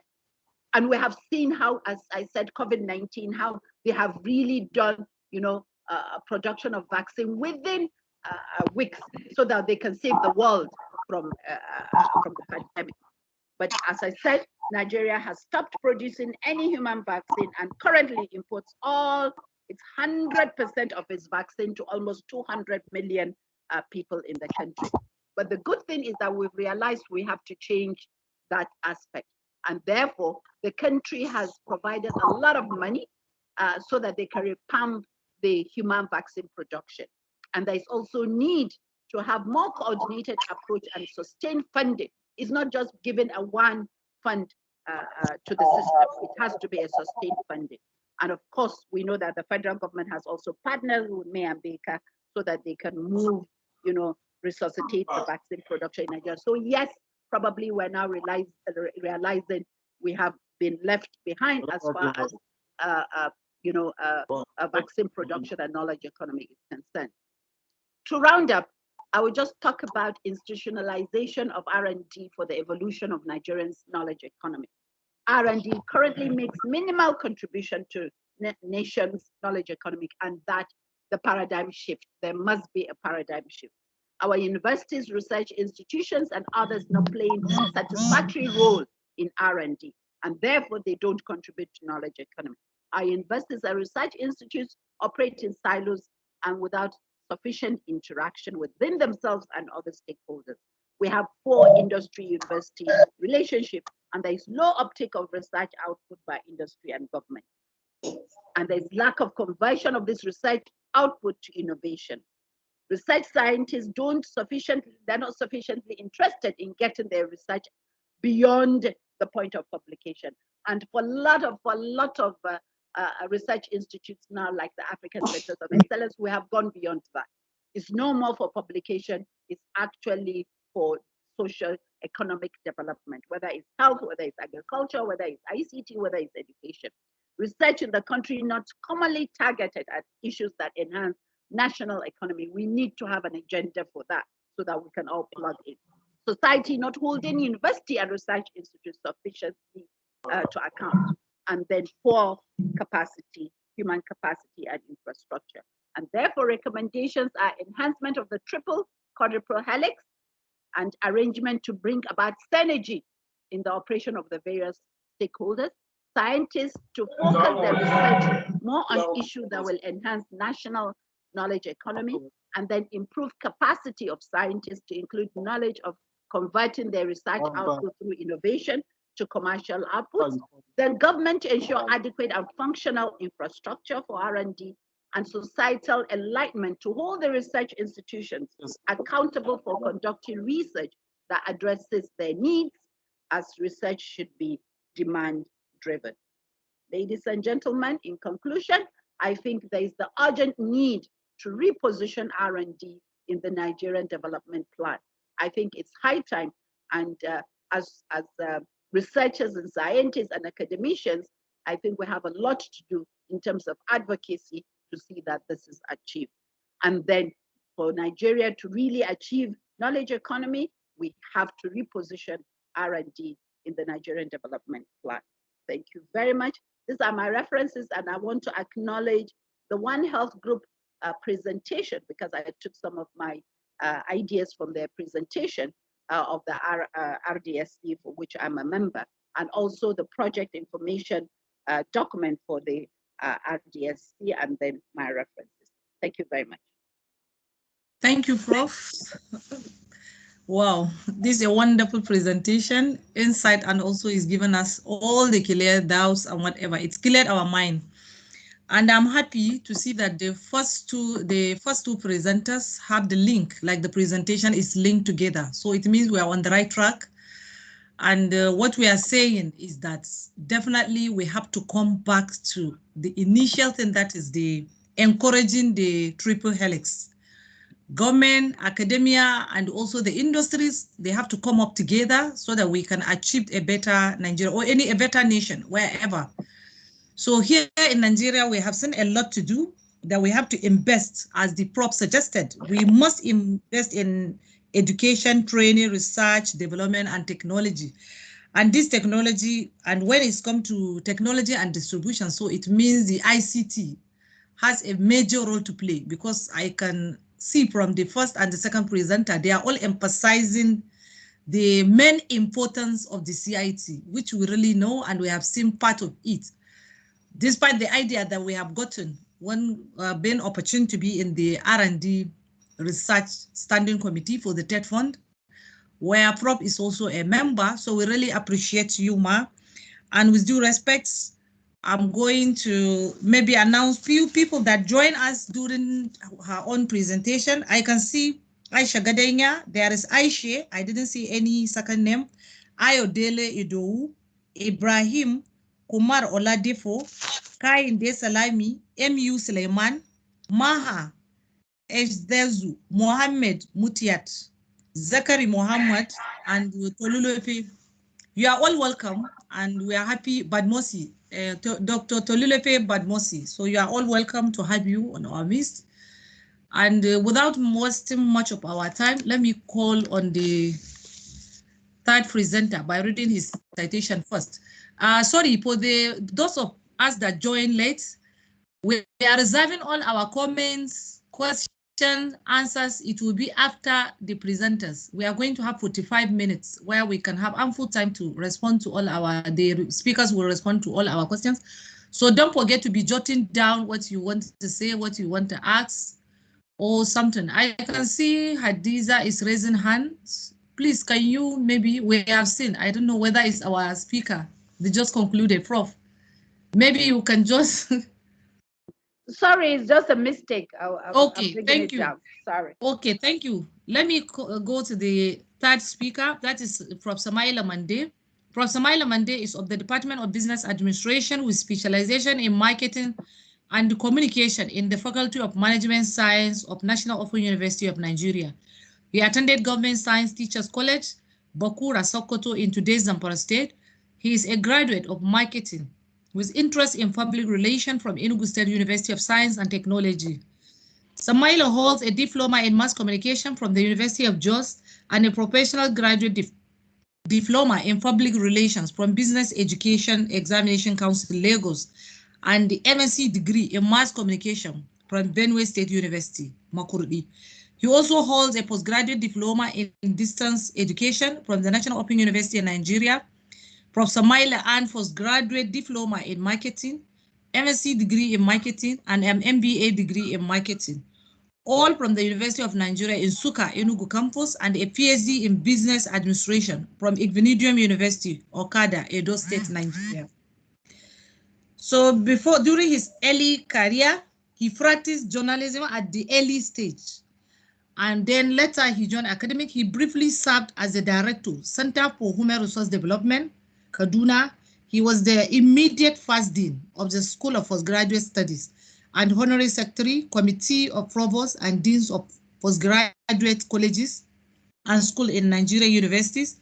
He equally coordinates the Noun Business School, a former vice president, the Academy of Management Nigeria. He was an adjunct research fellow, the School of Media and Communication, Pan-Atlantic University, Lagos, a faculty member of Nigerian Military School of Public Relations, Boni Cantonment, Lagos, a faculty member of both the Nigerian Military School of Medical Science, Ojo Cantonment, Lagos, the Nigerian Army War College, Abuja, and the National Defense College, Abuja. He holds so many responsibilities, which we cannot mention all, among which Prof. Samaila was the head of department, Mass Communication, Igvinidium University, Okada, where he served as the subdean, College of Arts and Social Science.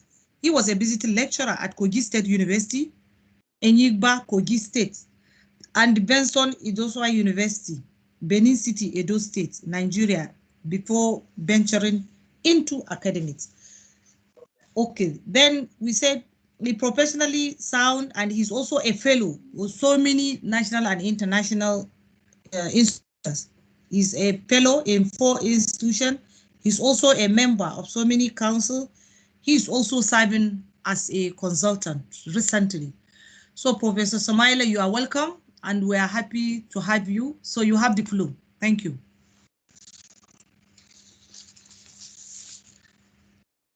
Prof, sir, you are welcome. You can start your presentation, sir.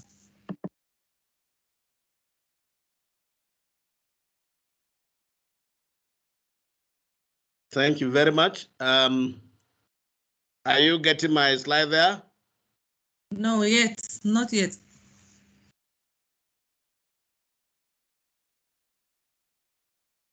Can you see it now? Are you seeing it? No, we are yet to see it. Okay. Just hold on. Okay.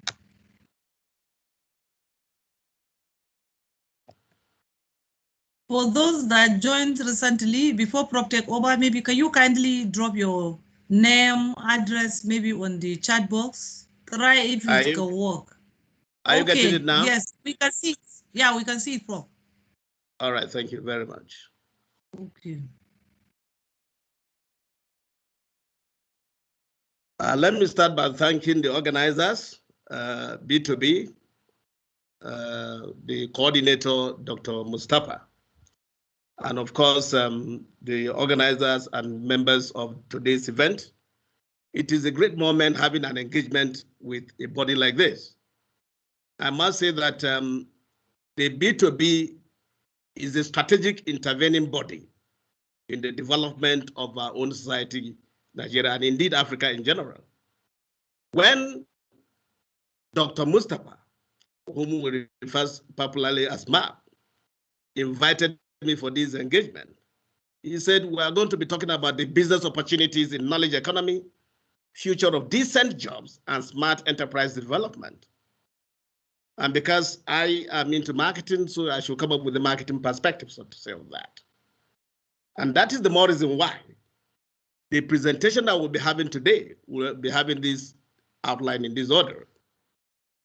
We'll talk about business branding, future of marketing jobs and enterprise brands, e-branding and e-marketing, future of sales and marketing. We'll also talk about the trends and implications for leaders. We'll also talk about what are the survival strategies in these areas. Are there skills that are required for branding and marketing? And then we'll now move into what is already a cliche, that is the knowledge economy. And then we'll now round up with the presentation.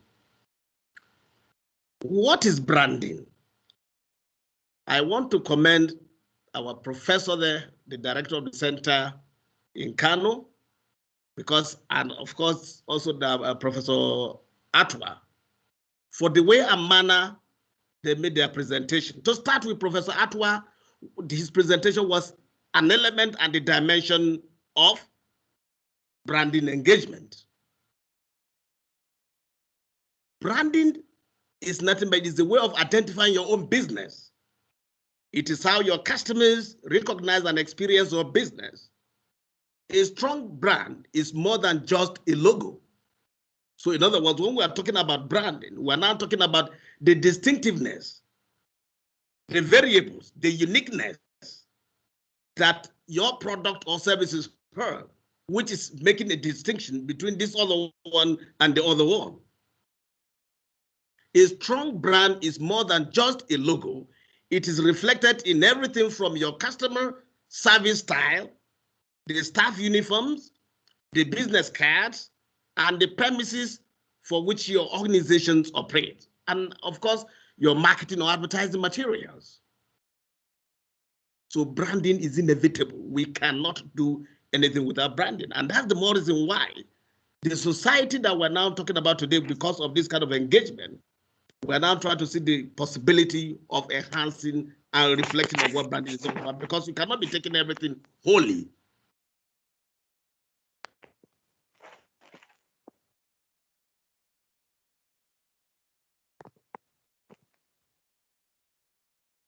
Now, let me quickly get to the one that will now have to be the future of marketing jobs and enterprise brands. The field of marketing is changing at a breakneck speed.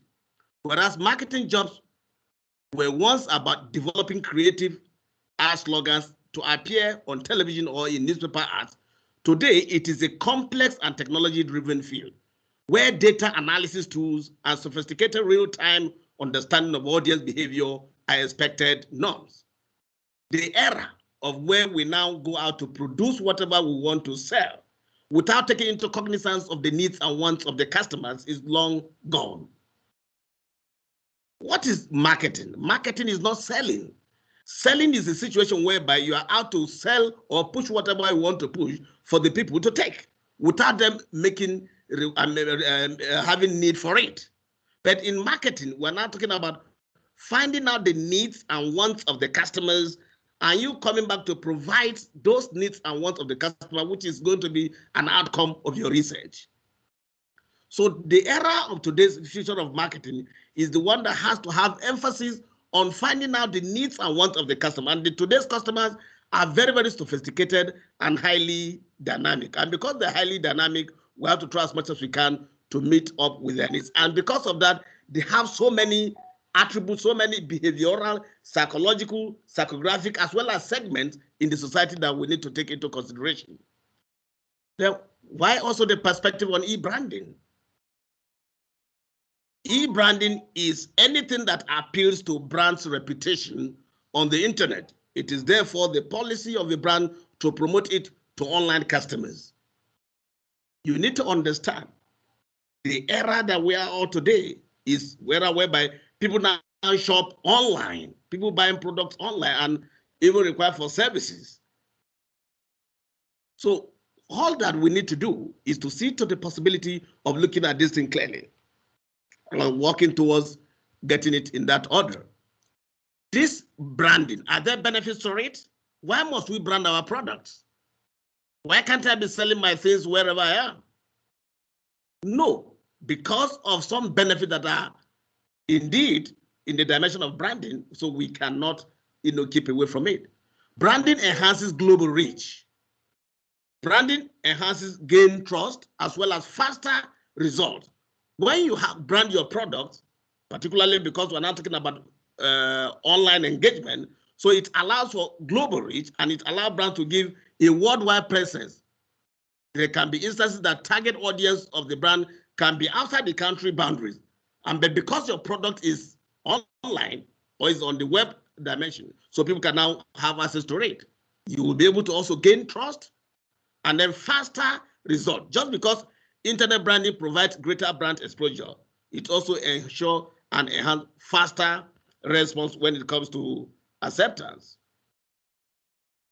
It is also cost effective. It saves the time of the brand owners and the money for reaching out to the audience. The offline methods of reaching out to the audience turn out to be costly and time consuming. And that's the reason why we say thanks to the online engagement, which is very, very important. So e-branding is one of the elements, the new technology-driven initiative that has to now comes in business. Recall, like I told you earlier, branding is one of the elements of marketing mix. It's also one of the elements of the promotion tourism marketing. So when you brand your product, you are now trying as much as you can to have a segment, a distinctiveness, a uniqueness. And as you brand, you are branded because of the kind of customers that you have. All the customers are not equal. And because of that, you have to try as much as you can to brand your product or service so that at the end of the day, there will be a better understanding at looking at that. Then we have perspective on e-marketing. E-marketing is what are we talking about e-marketing? It is also a process of planning and executing the conception, distribution, promotion, and pricing of products and services in a computerized, networked environment such as the internet and the World Wide Web to facilitate the exchanges and satisfy customers demand. So we can see that all these are part of the products of technology, the products that we're now talking about. So the accepting and embracing ER approach of doing things is becoming highly, important, that we cannot in a way run away from that. And so the other thing that we're now to talk about is e-marketing. What is e-marketing? E-marketing techniques can be broken down into two. We have what we call the push marketing approach and then the pull marketing approach.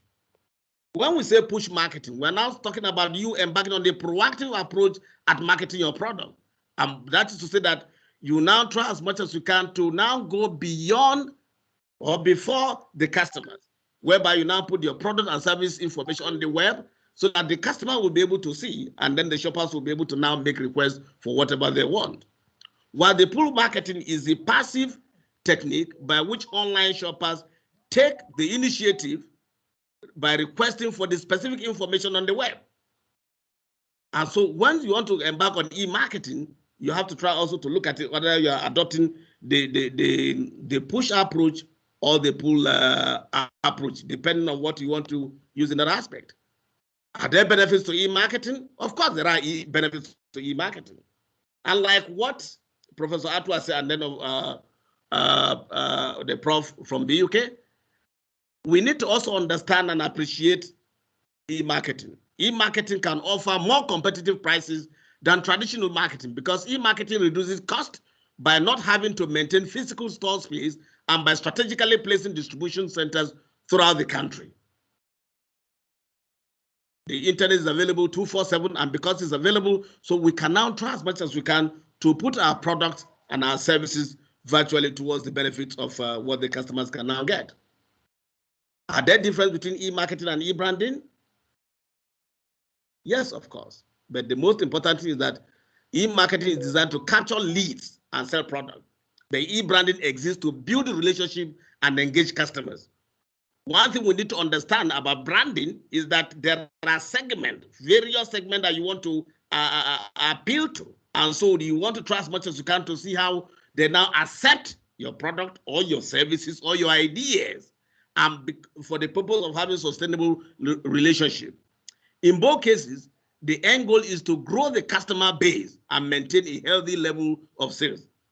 But e-branding does it differently. Instead of simply highlighting the product's benefits, it showcases the impact that the brand as a whole, and it reveals the brand values and culture and makes an implicit connection between those core brand elements and the product in business that is in business to sell. Like I said again, the branding is about connection. The branding is about you, because as we are all here on the platform or whatever, there are particular brands that we so cherish in the range of products. So when it comes to this, okay, no, I prefer this, I prefer that. Why do you prefer that? You prefer it because of the uniqueness of the product, and that's more reason why you have a justification for it. Are there ways that the branding can impact on our business in the current wave of technology, in the technology that we are? Yes, there are ways that we can impact on our business. One, recognition. Branding can increase the recognition of our product, and that is also one of the great things that is there, because branding is how a company gets recognition from its consumers and competition in the market. It's also why the logo of your company should be catchy and easily memorable out of several others. When you see some people memorizing some jingles or some remembering some logos or whatever, is because of how easier it is, and because of that, it's now something that members can recognize. Increase in business value. Branding also creates new customers base. Because of the word of mouth that we have, when you try to talk about particular brand to some people or group of people, then with that, you now get to the extent that, yes, at the end of the day, people will also appreciate that. Branding also impacts our business when it alters your buyer intention. For example, you may decide to go to a shopping mall and all that, wanting to buy a product or whatever. But because you've seen a particular brand or whatever, what you want to buy will now alter that your decision or your intention. So these are some of the things that we're now talking about, which is very, very critical in today's modern business. Buyer self-concept.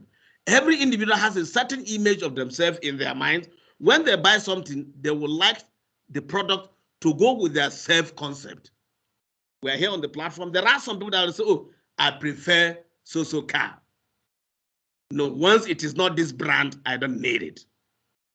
Why do you need it? Why are you saying this? Because it is something that gives you some kind of self-concept. And then, of course, loyalty. Brand is also one of the things that gives you a better understanding of having loyalty in the society, and it's important for us all to look at that. So the other thing, again, that I need to talk about quickly now is the branding as it creates buyers' aspiration. Brands have an aspirational element to them. More prestigious and established brands reflect this in so many areas. Like when you mention some countries now, oh, you say, oh, this country is known for the manufacturing of this product, this brand and all that. But in some other areas, it becomes a different thing. So it's important we take note of all these things in the course of our engagement. Are there future things that we're now to get as a result of having some of this in the marketing field? The future sales and marketing trend, because we're now talking about the technological era. The pandemic has permanently increased time spent online and brought new digital users, accelerating e-commerce growth. So because of the coming of the pandemic period that went through, so there is now a change or a shift in the online engagement. And so we now have digital users accelerating e-commerce growth. I'm fully aware that most of us in our respective families are into e-business and online business and online shopping in various dimensions. So it's also part of the thing that is also there in that aspect. Customers now expect hyper personalization. Hyper personalization, we're now talking about because of the coming of technology. So customer now, you now deal with your customers, person to person. With ultra convenience, augmented experiences, community connection, and sustainability. Because of that, we now have B2B and B2C, business to business, and business to customer. New sales channels are emerging that now are geared towards remote, voice, gaming, and social. As a result of the role of traditional sales channels is shifting towards convenience, entertainment, immersion, and the personal touch. So you now see that because of the way business are now to be transformed today, you now have to go extra mile by finding out the kind of the culture, the tradition, the values, the aspiration of your customers, and you now have to go to the extent of making sure that those are also accepted in that aspect.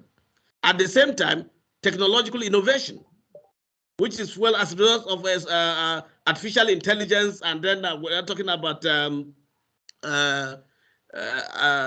metaverse in the areas of business. So it's important we also have to look at that. Still on the continuation of the future of sales and marketing implication, what are the implications for the leaders?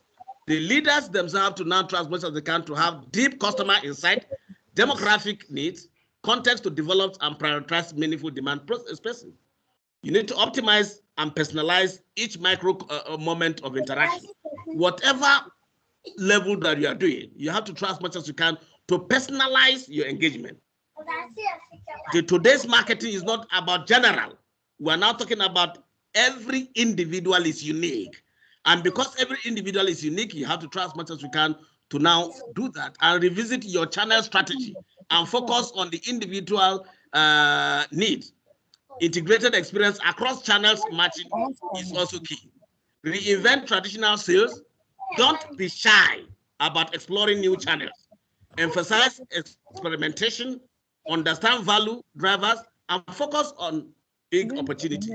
Heal boundaries between marketing sales, as well as try as much as you can to spark innovation and drive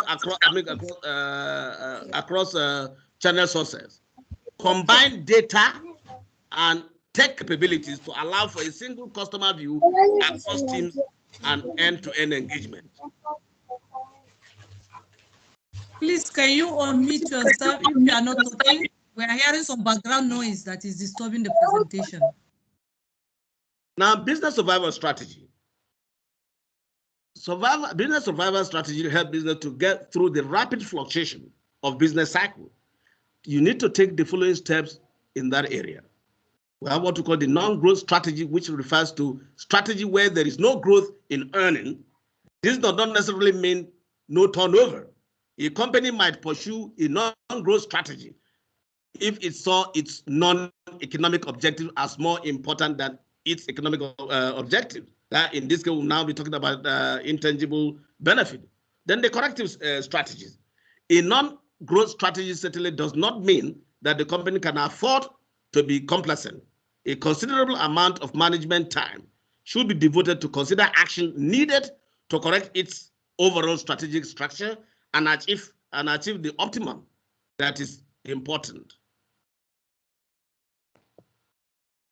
Are there skills that are important and relevant in today's modern business? I'm talking about branding and marketing. Are there skills that are necessary? Incidentally, Professor talked about the 21st century skills, which are very, very critical and also important here. However, collaboration and relationship management is very important. Brand consistency starts within the organization, managing relationship, aligning with organizational structures, and fostering positive brand association internally are necessary as you work across multiple departments and collaborate with different teams. You need to equally have strong communication skills. Relentless customer focus is also important. Having the communication skills is important so that your customer will understand and they will also appreciate whatever you are doing. Analytical thinking and critical and creative storytelling. Tech and social media savvy, data-driven approach. We've had it already. The word business today is about data, data, data. And so we can no longer say that, oh, all we want to do is not to be doing things without data. So research and development are very, very critical and important. And so once the connection is also not there, then that will be a very difficult thing. Now, coming back to the ones we've been talking about today, which is about knowledge economy. Yes, no doubt about it. A society that fails to appreciate the importance and role of education, of course, is doomed to be somewhere else. The knowledge economy has been defined by so many people and all that, which has some other definition. But we need to also understand that the knowledge economy is a system of consumption and production that is based on intellectual economy. In particular, it refers to the ability to capitalize on scientific discoveries and applied research. The knowledge economy represents a large share of activity in most highly developed economies. And we said, in the knowledge economy, a significant component of value may consist of intangible assets such as the value of its workers, knowledge, or intellectual property. And so for that, it is about increasingly based on knowledge-intensive activities, creating a greater reliance on intellectual capital rather than physical input. Now, we talk about knowledge economy. So what is expected is that the support in R&D is critical. And because support in R&D is critical, so we also have to try as much as we can to see how we all get to that aspect.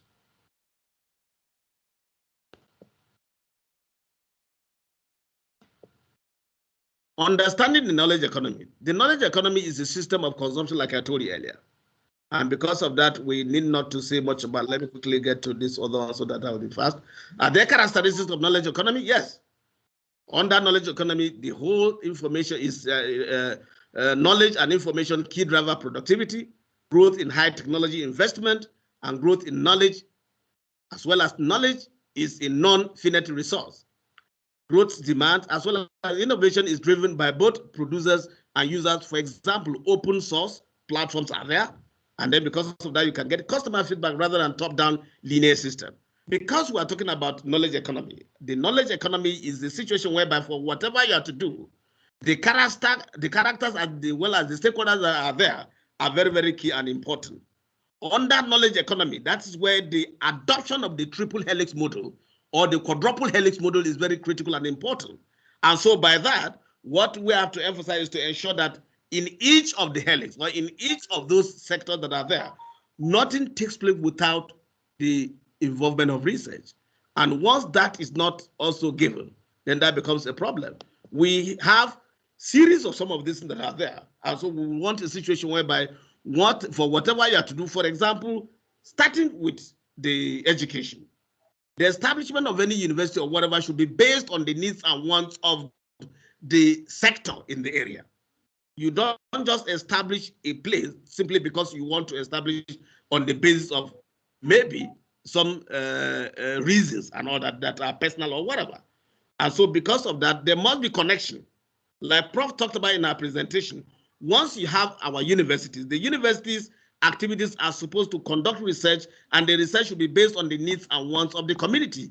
But once there is no connectivity between the university and the community, that is the major gap, because the university is established for the purpose of solving the societal problem. But when there is that disconnect that will now be a very big problem, and with that, there will be a major challenge in solving societal issues. So it's important we all have to look at this and see how that can indeed resolve the issues.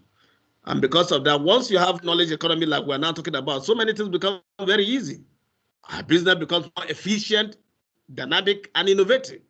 And then we have more innovation and customization. It is when you have the knowledge economy that the branding we're now talking about will be very, very effective. Because under knowledge economy, because what that means is that for whatever kind of product you are producing, it is based on the needs and wants of the customers. You don't produce a product without finding out the needs and wants of the customer. And so to find out the needs and wants of the customer, which is the product of research and development. Because for whatever you have to do, you have to try as much as you can to do. And when you do that, you now customize your product or you customize your service. And customize your service is basically based on your understanding and knowledge that, yes, the customers will definitely appreciate. And you need to do that because to enhance knowledge distribution and benefit from new working practices. The new growth theories emphasize the potential for human capital and increasing knowledge, as well as provide new sources of economic development and economic society that we're now talking about. In Nigeria, the knowledge economy in Nigeria, because now coming to our own environment, it provides great potential for countries like in our own society today. But the economic and social development by providing more efficient ways of producing goods and services and delivering them more effectively and lower cost that we're now talking about. So there are so many opportunities now today as well as a result of some of this we're now talking about. So because of that, you now see so many young elements opening, having startup shops in various areas, and then business opportunities, as well as creating other ventures environment. And then things that are also in the environment, so it's important we also have to look at this. The World Bank ranked Nigeria as 119 out of the 153 in the World Bank report. That was in 2012. And since then, there hasn't been any other one. But we want to believe that maybe once the report will now come up, we'll now definitely see our ranking, because I want to believe that Nigeria, since we started now, we've been able to imbibe as well as understand some of these critical issues that are also there. Please, are there way forward for this? Prof. Yeah, the way forward is that we also have to try as much as we can. It's important that there is urgent need to set up national and sub-regional knowledge economy. So we need government must provide knowledge economy centers. Government should also try as much as they can to also rule these things. As a way of concluding, knowledge economy is increasingly important for workers. It also holds the key to modernizing the Nigerian economy. And because of that, I want to believe that on this, I want to thank you for your attention, and then believing that once we have the knowledge economy effectively and engaging on the quadruple helix model, let it be that we put into very practicable dimension. For you to do anything, the needs and wants of the society must be captured in that area. On this, I want to thank you for your attention. Bye for now. Thank you, Prof. Thank you so much. Yes, we are on the track. Academia, or we can say university, research institute, government, industries. So we are saying this something. But I'm not surprised, because I know Dr. Marv know how to give assignment to people. So he gave this topic to the people that did justice to each topics. Thank you so much. We really appreciate. It's quite deep and insight. It gave us all the idea. The major things, if I understand better, is the organization. We need to organize first. If you want to do anything, you must organize. Know what you want to do, where to start, how to do it, and how to achieve it, and also how it's going to bring impact to the society, to the environment, and also to the whole, after the nation, to the whole world at large. So we can see how the three presenters are also linking this triple or quadratic helix model, which is very important. And we know for a nation to grow, we can't do anything without going into this commercialization, branding, marketing, and whatever. We know that from this thing you have said, we know little, and from your presentation, we understand better. Whatever we want to do, we must strategize. Strategy is very important. Strategize how to do your branding, how to do your marketing, how to do your research and everything. So thank you so much. Without wasting much time, I can see some people joining us also during your presentation. I can also recognize the presence of Prof. Demokalla. You are welcome. He's an agriculturist and also very good into all these commercial things. We have Amade El Shahid, Abdullah Oba Ahmad. You are welcome. We can see Abuja now, no name there. Adisa Adam, Aishat Adaviruku, Ajao Topik B, Aragbodu Joseph, Abdurrahman Umaru, Prof. Abiodun. You are welcome. Musa Abiodun is my colleague at IIUM Malaysia. You are welcome, sir. Ajaode Idou, Bello Abdulaziz, and Ajayi Emmanuel. These are the list of people that I'm seeing joining us during the presentation. So we have less time. Instead of we to have 45, it's not up to that time now because now it's 11:42. So we are going to take question and answers. When it is exactly 12:15, we are going to give the chance and also the flow to Dr. Marv, who is the convener and the host, to wrap up and say something before we call it a day. So I think we should start by taking the question and answers. You can raise up your hand, and when we see them, we can give you the opportunity to talk. Question, answers, then the speakers will respond to it. Thank you. Abdullah Uba Adamo, I can see your hand is raised. Are you Mistura Sani? I saw the hand also. And one others. Are they okay? Yeah, I'm ready. I'm ready to talk if I'm allowed. Okay. Okay, go ahead. Okay, thank you very much for giving me this opportunity. Professor Monday, that was an absolutely brilliant presentation. Animated, straight to the point as usual. Well done, sir. My only observation is you focus a lot on knowledge economy. This is fantastic. It is what drives contemporary development. So I just want to find out, how do we strategize the relationship between knowledge economy and an open society? Because the concept of knowledge economy, yeah, is about the open society, about where things are visible. And yet in Nigeria and Africa, we have this tendency of censorship and the repressive tendencies by government officials that suppresses the growth and development of knowledge economy.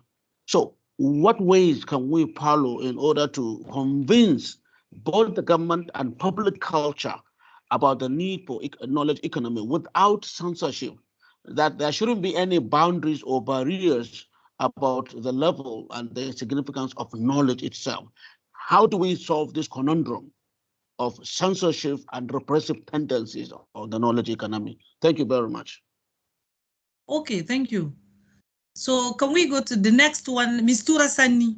Please, can you? Sorry, moderator. Sorry, Okay, 1 minute. yeah. Good afternoon, Let me everybody. Sorry, Yeah, Sister Mistura. Let's sorry, keep Mistura. Just allow this interjection. Firstly, let me sincerely appreciate Professor Abdallah Uba Adamu. Professor Abdallah is the immediate past Vice Chancellor of Nigerian Open University of Nigeria, just for the record.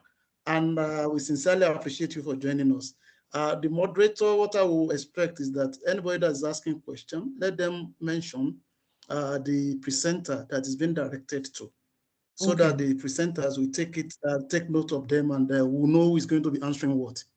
And if it's to all of them, let it be specified. Thank you. General. Okay, thank you. Yes, I'm sorry. Can we kindly stop sharing the slides so that the screen so that we can see ourselves? Because the presentation is still showing. From Monday, please. Over to you, your screen. Then, Dr. Mansoura, you can go ahead. Okay. Yeah, good afternoon, everyone. I really appreciate, I hope you can hear me. Yes, we can hear you. Go ahead. Yeah, I really appreciate the speakers and the organizers. My question is this. We know that the researchers will identify problem and motivation, is going to manage research execution, package reports, dissemination, and so on. I feel it will be a double job on the researcher who is busy searching for solutions, to societal issues, to also initiate the synergy where there seems to be none in Nigeria. So if we say relation between researcher and the industry and the government, who will initiate this and how best to do it? Thank you. Okay, thank you. So I can see Chichebe Akachuku. Chichebe Akachuku. Moderator, please, who is the question directed to? No, I think this question is the general question. That of Professor Abdullah and that of Dr. Misua. Yes, and do even they have anybody that wants to respond? I have, so that you can give them, let them know, let them mention who they want to answer those questions. Okay, Dr. Mistura, whom do you want to respond to your question? The presenters, all the three. Okay. Okay, no problem. We will know what to do. I will throw the question to Prof. Hadiza Galadenchi, because I'm saying that because I know she's in the committee, belongs to TED Fund, that she can be able to answer this question well. Thank you. Then the next one, Chichebi Akachuku, you can go ahead. Thank you very much, moderator, and I want to commend the three presenters and the convener especially. I must tell you that the time I spent getting involved here has been very, very useful to me. And this my comment or suggestion, not really a question, goes to the three presenters and most especially the convener. While listening to all of them, I saw a lot of talk that are already work in progress in so many parts of this country. I'll use myself as an example. I'm a civil servant, and but I have a farm, a smart farm, where I'm doing some work, and I'm having challenges that actually all the presenters have solutions to. Now, my suggestion is that we should have a committee where we can really plug in a lot of things that have been said here and try and walk the talk. Yes, it's very, very important because I see a lot that can help us as a country and as a continent here. I want to say thank you very, very much, and I would like to be involved in any further presentations like this. Thank you. Okay, thank you. Then I don't know who is here with Abuja Now chapter. No name. Can you please introduce yourself? Then you throw your question to the speaker. Okay, sorry about that. I'm Mrs. Saidat Shonoiki, the founder and executive director of Green Skill Center. We promote sustainable agriculture and we try to facilitate what you are saying. And my question is directed to Professor Hadiza. Recently, I completed my research program in UK, and its focus was focused on agricultural innovation in bringing all stakeholders together. But I can say I was so demoralized when I partnered with one of the institutions in Nigeria to see how we can bridge this gap that we are talking about, because I'm a trained facilitator for farmer-led research, multi-actor-led, this research and development. That's what is being used in Europe and other. But I don't see the enthusiasm from TED Fund or from people that how we can solve this problem. So how best can a private sector, coming from a private sector, go about this, and one has been trained in how to facilitate all this research and development to bring actors together, and we solve all those issues that are in our faces. Thank you. Okay, thank you. Then the next one is from Demokalla. Please, if we have taken your question, can you raise down your hand? From Demokalla, you have the floor. Thank you. Mine is a commendation, not a question or a comment as such. It's a commendation and a slight follow-up for the lady that just gave her thought about, collaborations. I can assure her that, if she is looking for the right partnership, that we can source for her very competent institutions that will give her the partnership she requires within Nigeria and, the funding that is required as well. But mine is a commendation to all the three presenters, time well spent, and to the convener, kudos. Thank you. Okay, thank you. I think so I can see Ibrahim, no any other thing, only one name, Ibrahim. Ibrahim, go ahead. Thank you very much, moderator. I'm Professor Ibrahim Ajaguna. I'm the acting president of the Caribbean Maritime University. I join you from Jamaica this morning. It is still very early for me. I want to say excellent presentation by the three presenters, but I was more than impressed by Hadiza. I missed the first presentation, and she captured anything that is needed to be talked about in terms of education. One thing that I miss from all the presentation is that what are Nigerian universities doing to create curriculum or to modify their curriculum in order to train people for jobs of tomorrow? Because what most of our universities are still doing is regurgitating and reproducing and retraining for job of the past. So what are our university doing in terms of research and development to create skill for jobs of tomorrow? And I want to conclude by saying that the largest budget of a nation should be devoted to education. Education in Nigeria is suffering a lot. Thank you very much. Okay, thank you. I think the two professors that are here with us can attend to your question. So the next one is Jamaluddin. I'm sorry, moderator, please pardon me. Can I just briefly address that issue he talked about, the last speaker? Yes, I was thinking just to address the issue directly to you and Prof. Hadiza, because you are from Nigerian universities and you happen to be the VC. Maybe you can answer that.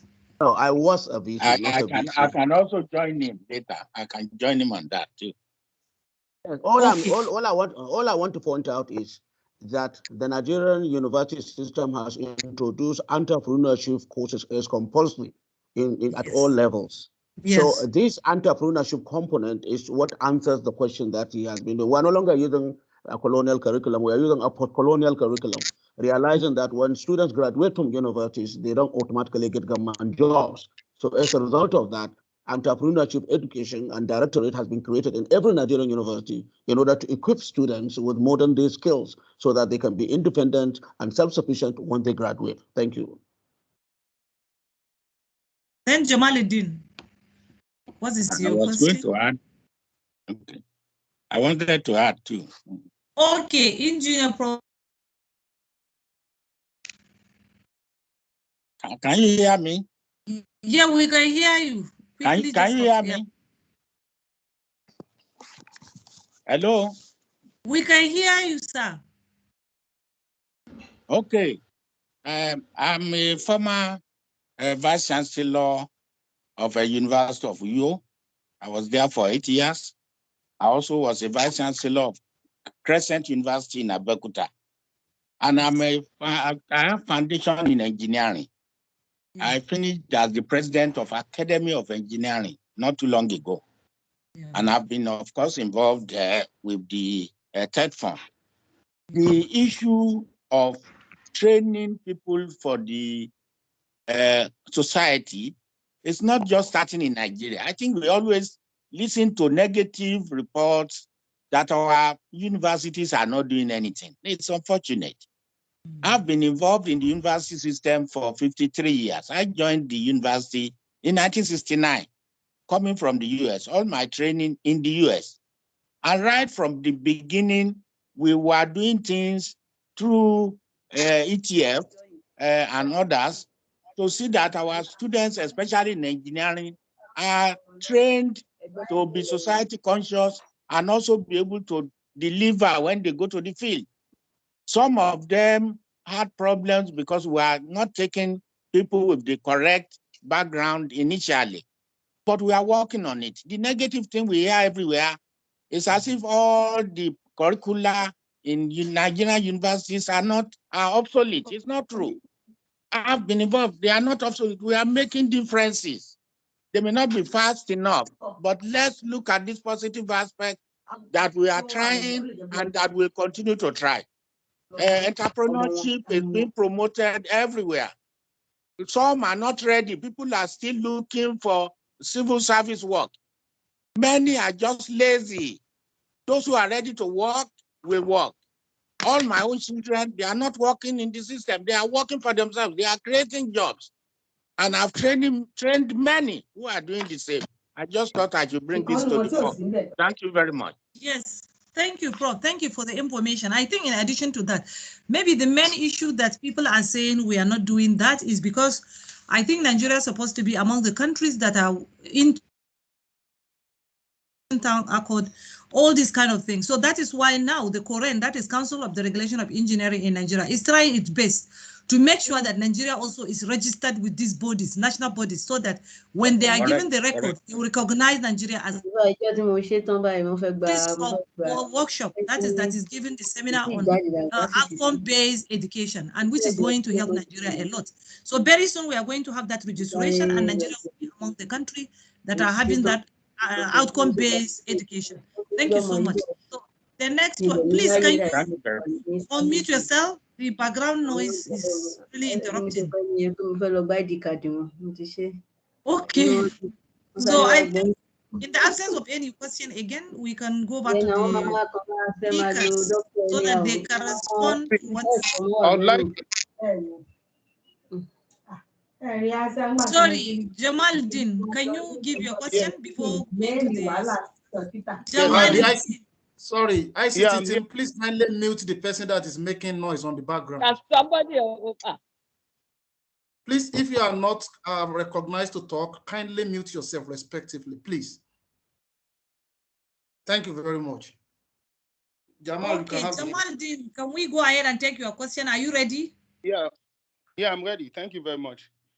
I'm Lawal Jamaldin. I'm a businessman from Lagos and also an IT person. Firstly, before I forget, I would like to comment on the just concluded discussion, and which you also commented.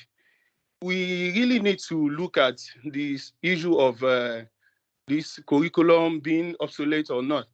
The only way we can validate this is not from the university alone. We need to go out there.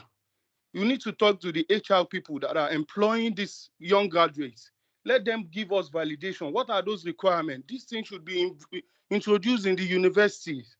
Students nowadays graduate from the schools, and when they graduate, they can't work. They have to go through a lot of training before they can work. Now, to my actual question. Firstly, the issue of branding by Professor Samaila. I think looking at economy and branding, how has Nigeria really been branded? Nigeria today has been branded the most corrupt country, one of the most corrupt countries in the world. How do we work on these things? Negative news here and there, fake news here and there, which has given a very bad brand to the country that we are. If you travel abroad nowadays, you can't really fit into some settings because of the fact that people have something in mind for what has been the branding of the country. Then for the knowledge, I think the Professor Galadanchi, she talked about the quadruple helix model. For me, it's not something very working in Nigeria. The government should not just build schools. What are these academics? What are they bringing back to the government? And are they really listening to the research, to the results of the researches from these schools? We are talking about insecurity here and there, and we are going in tech in Nigeria. How have we amassed tech to fight insecurity? How many people have been really educated? These people that are peddling these insecurity issues, what educations do they have? We need to really work on innovation, data capturing and intelligence and forensics. And this will really help us to tackle insecurity. Thank you very much. Okay, thank you. I think we have that. The time is over now. We have only 15 minutes, 14 minutes for the speakers to respond. Then we go back to the convener. Thank you. The first speaker, Atwa, do you have anything to add? Is there any question? I think it's only one question that is general, right? No, thank you. I think all the speakers cover all the points, and thank you for Hadiza and for the third presenter. It is, I think everything is now clear for science to business, but I should to give my recommendation to Nigerian should be start as soon as possible for traveling or knowledge economy, and try to transfer your knowledge economy from bench to market. Should be start as soon as possible. Thank you. Okay, thank you. Thank you, sir. Then, Prof. Hadiza, over to you. Thank you very much, Dr. Uma. And thank you very much, participants, for this very interactive discussion. I will just answer the questions, not according to how they were asked, but just according to how I remember them. The first thing is the issue of our curriculum. I want to give a typical example of now the new centers of excellence, the African centers of excellence that we have in Nigeria, and there are about 17 of us. And it's mandatory for us, for our postgraduate, programs, that our curriculum is based on discussion of the stakeholders that we think our graduates are going to be working with. So, for example, if you're working in the field of agriculture or in the field of medicine, in the field of population health, like my center, you should tailor the curriculum based on the requirement of the environment where the graduates are going to fall into. And we're dealing with population health and policy. So you're looking at people are going to be working in ministries, they're going to be working in research centers, in industry. So really, when you're doing your curriculum, you should have a stakeholders meeting, and then you can now adapt your curriculum to actual skills that are required by the employers of your students.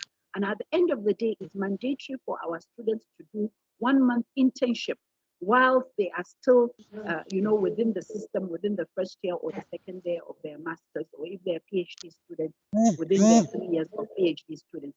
At the end of the day, you're producing, skills. You're producing people that have skills for the system.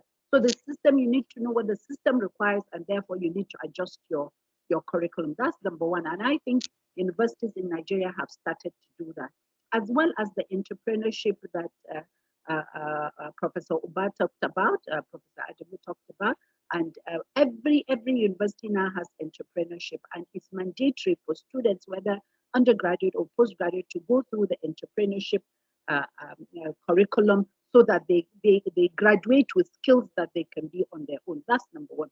Number two, somebody asked about the issue of, the researchers are busy in doing research, so they really don't have time to really ensure that the triple helix works. So whose responsibility it is? I think it's the responsibility of everybody. It's the responsibility of the researchers. It's the responsibility of the industry. It's the responsibility of the government. So we have to, collaborate together to do this responsibility. Researchers, how do researchers put on their own, part of it? Instead of us to be doing research that we just feel is something I want to for example, work on. Let's say, for example, I just want to work on something to do with maternal health in my field. I should look for what is the real problem of maternal health in Nigeria or globally. And therefore, that is what I'm going to address. I'm not going to address something that once I publish it, nobody is going to use the output of it. So my research should be tailored to what is required, not just tailored to what I want to do. So the research should be tailored. Just by doing that, it means you're already going to the next step. And the next step is that whatever you produce in your research, if it's to do with policy development, then the government will take over. If you're doing a product where you think you're going to end up with a patent in it, then you go to the incubation site, which it should also be within the university, and you try your idea, your innovation, and then you move to the next one. So really it's the responsibility of everybody. And the industry should be talking to the academia. We shouldn't just be staying, we in the ivory towers and the industry in the industry. When they have a problem, they should come to the academia and say, this is our problem. This is what we want to sort out. If you sort it out, we're going to take it up. And then, of course, we said the government has to provide the enabling environment. That brings me to the third question, which is what Professor Adamu mentioned, that, you know, the policy, we need the government to provide the right policy. If there's so much censorship, there's so much, you know, no opportunity for you to really be open with what you have, then at the end of the day, we're not going to achieve our goal. So the government must provide the enabling environment and the policies so that both the industry and the academia can collaborate with each other. So everybody has his own responsibility. It's not the responsibility of one person. And the last person that talked about, you know, the issue of, you know, our universities are just doing what they're doing and industry. We need to be talking to each other. And this is one way of talking to each other. Right now in this platform, we have academicians, we have business people, we have government people, we have policy makers. We're talking to each other. And it is from here now that we move to the next level. But if we're only in our university that I was only talking to a scientist, so only scientists, then I'll finish talking and everybody will keep his you know, pencil down and we continue business as usual. But we're talking to business people here, we're talking to industrialists here, and we're talking to policymakers, and we're talking to you know, the government. So that is how to start. And I think we're on the right path. And the last thing is that, you know, when you identify a problem, you have actually started solving the problem. Is when you don't identify it as an issue, then you will never solve it. So I think in Nigeria, we have realized that there is need of the triple helix framework, and there is need for knowledge economy, which we have started. And I know we're on track, and inshallah, we'll get to where we want to be. Thank you very much. Yes, thank you, Prof. Izagaladenchi. This really inside explanation, and I'm expecting that, not less. So we are going to the next presenter to respond to the question, especially the branding of the country name. Prof. Samaila, you are welcome. Thank you very much, Dr. Umma. The question about the branding challenge or reputation challenge in Nigeria, I totally agree with you. There is no doubt about it. In the Committee of Nations, once you have a negative perception, you have a challenge in terms of acceptability. Clearly, no doubt about it, Nigeria is rated as one of the most corruptible nations in Africa or even in the world. Is a challenge. But what can we do? That's the question you ask. What can we do? Yes. We need the right leadership, committed leadership that is out to indeed bring the sense of openness and sincerity in governance. Because there is not, when you go out of the country and then you move with your passport or whatever, once they say from Nigeria, we do see the way and manner some people are being rejected or even maltreated. Recently, we saw the kind of treatment when Nigeria was killed in Italy or whatever, because of the wrong perception and impression or the corruption that we're now talking about. What can we do? It is something that the stakeholders can also operate in that area. Using the triple helix model or the quadruple helix model, we can equally do something about that area. What can government do? Government with its own laws in the society, which is to curb corruption, should be put into proper implementation, and whoever is found to have committed, once convicted, such a person should indeed be punished and be showcased. You do not have to get to the extent of people who have been convicted and then you now changing a different narrative for them to now have a different direction. So that wasn't the situation. Once there is any judgment on corruption in there for people found wanting, such a thing should be clearly stated and be blacklisted. When we hear of countries like Malaysia, China, non-corruptible ever or low level of corruption, is because of the way the zero tolerance they have to corruption. So there must be punitive measure for whoever is found wanting that aspect. So government should do its own role. Then coming to the academia, what are the measures that the academia can now put in place towards curbing corruption? It's still part of the leadership challenge. The emergence of some leadership in our academia is also riddled with some sense of challenges. When issues are not put in a transparent way, it becomes a problem. So we must get to the extent by making sure that, yes, for whatever process that is to be there in any leadership position, should be open, transparent, and competitive. The idea of sectionalism, regionalism, or talking about some element, that is not necessary at all. Yes. Then back to the society. The society should be ready to respond and have regard and indeed ensure that corruption shouldn't be something that will be accepted in whatever level. So when people, you hear billions of naira being taken away, billions of naira being taken away, and then at the end of the day, you hear all sorts of plea bargain of the kind of thing. These are the kind of things that wasn't the reputation of the country, and that should be prohibited or should not be accepted at all. And then we must also try as much as we can to have way to give room for the industry. Now, let me talk about when someone talk about the curriculum issue. Yes, curriculum, whether we like it or not, is very, very important. But the issues we'll be having today, I'm aware that NUC for the past 1 year or 2 years, they have been talking about curriculum review. Whether you like it or not, curriculum is a dynamic thing. Is a dynamic thing, and because it is a dynamic, it moves with the society. If you have a faculty of engineering, and your faculty of engineering do not have a connection with the society, that becomes a problem. How many people do we have from the industry that were allowed to come and teach in our university without having what we now call the PhD? You see, the one challenge we have is this dichotomy of not understanding the relationship between the society, between the academia and also the industry is also a challenge. And I want to believe that's the more reason why the triple helix model or the quadruple helix, this should be seen as a model. And then I want to plead with Dr. Mab to see how this part of the key point, universities, programs, faculty, there must be part of an accreditation element. Where is your key, part of the key performance indicator to showcase the quadruple helix model, whereby you ask for each program, where is the connection to the society? Where is the connection to the industry? Where is the connection to the government? It is by so doing that will now be implementing and be practicalizing some of these things. If we have, for example, like I kept on saying the other time, you have the Faculty of Agriculture in a university, and then the lecturers that are there or the students that are there, none of them even has a farm. None of them have anything that has to do with animal, whatever. And then what you do is just read up and say, okay, I got an A, I got a B, I got a C. But when it comes to the real world of work, and that's what we're talking about, the knowledge economy. When it comes to the real world of work, this certificate that you've acquired, which is distinction, you now have to keep it aside.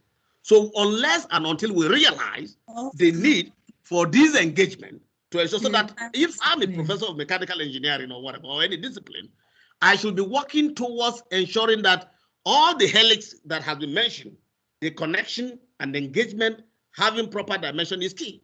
But we must try as much as we can to give room for those professionals to come to the academia and also have something, not just for us to say that, no, they do not have anything to offer. And how many of us in the academia here do go to the industry to do sabbatical? Because these are the part of the challenges. You are a professor in the university. When it's time for you to go on sabbatical, instead of you to go on sabbatical in the industry, you're now looking for a place where you'll be paid your another full month salary. Not knowing that you are going to learn so many things in the other environment. Unless that engagement is there, where those in the academia go to the industry, do their sabbatical there, and those in the industry equally come to teach courses in the university. And that is where you now have this interaction, engagement of the triple helix model. Thank you so much, Prof. All right. Thank you so much, Prof. I know giving you all the time cannot be enough to say a lot, because I can see that there is a lot to say in your mouths.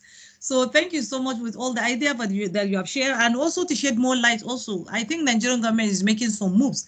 When I even notice what is even happening currently in TEDFON, because any research proposal that has been submitted, it can be given award if you have not been linked with any societal problem solution. And that problem solution, you must show them where your team has a team coming from industry. So that is to say that whatever you are trying to do as a research, it has to be a demand driven. That is, it means, yes, the nation needs it. That is why you are having. So I think that has gone a long way. TEDFON has started implementing that. Also is doing something now, because they are the accreditors for all the engineering programs in our Nigerian universities. NUC also are having so many seminars, especially now. I can see a lot of seminars going on at the NUC for how to strategize on making all our research to be demand-driven, to break the silos between the academia and the industry. And by God's grace, I think since that is what we have, because I know Nigerians, whenever we intended to do something and we had the will to do it, definitely we are going to achieve it. So thank you so much. I'm handing over now to Dr. Marv. Sorry for taking 1 minute from your time. So you have only 14 minutes to round up and say something. Thank you all the participants. Thank you all the speakers and everybody, and also some that came later without introducing them. I can see Mohammed Zakari that came late. I have seen also Aziz Momo joining us recently. So thank you. Back to you, Dr. Mab, the convener. Thank you. Thank you very much, the moderator, for an excellent job. And I can see that you are stretching. It is okay. It's a sign that you've been engaging and be engaging us productively. Let me sincerely appreciate everybody that has been on this call, and for particularly our consistency. I try to manage to see how consistent is the number, and I think our degree of difference from the actual number we have has been maybe 2-3 people like that. People are already here for almost 3 hours. Yes. Let me sincerely appreciate us for believing in what we are talking about. And like I did say, this is a year of advocacy for science to business.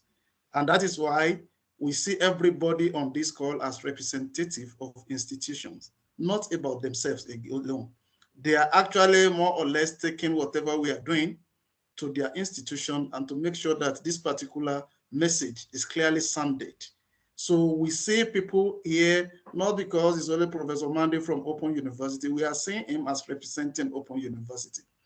Having said that, it's on record today that we have people that have joined us in good numbers from Republic of Egypt, and we have people from South America that was mentioned, Prof that joined us from the Caribbean island, thank you so much.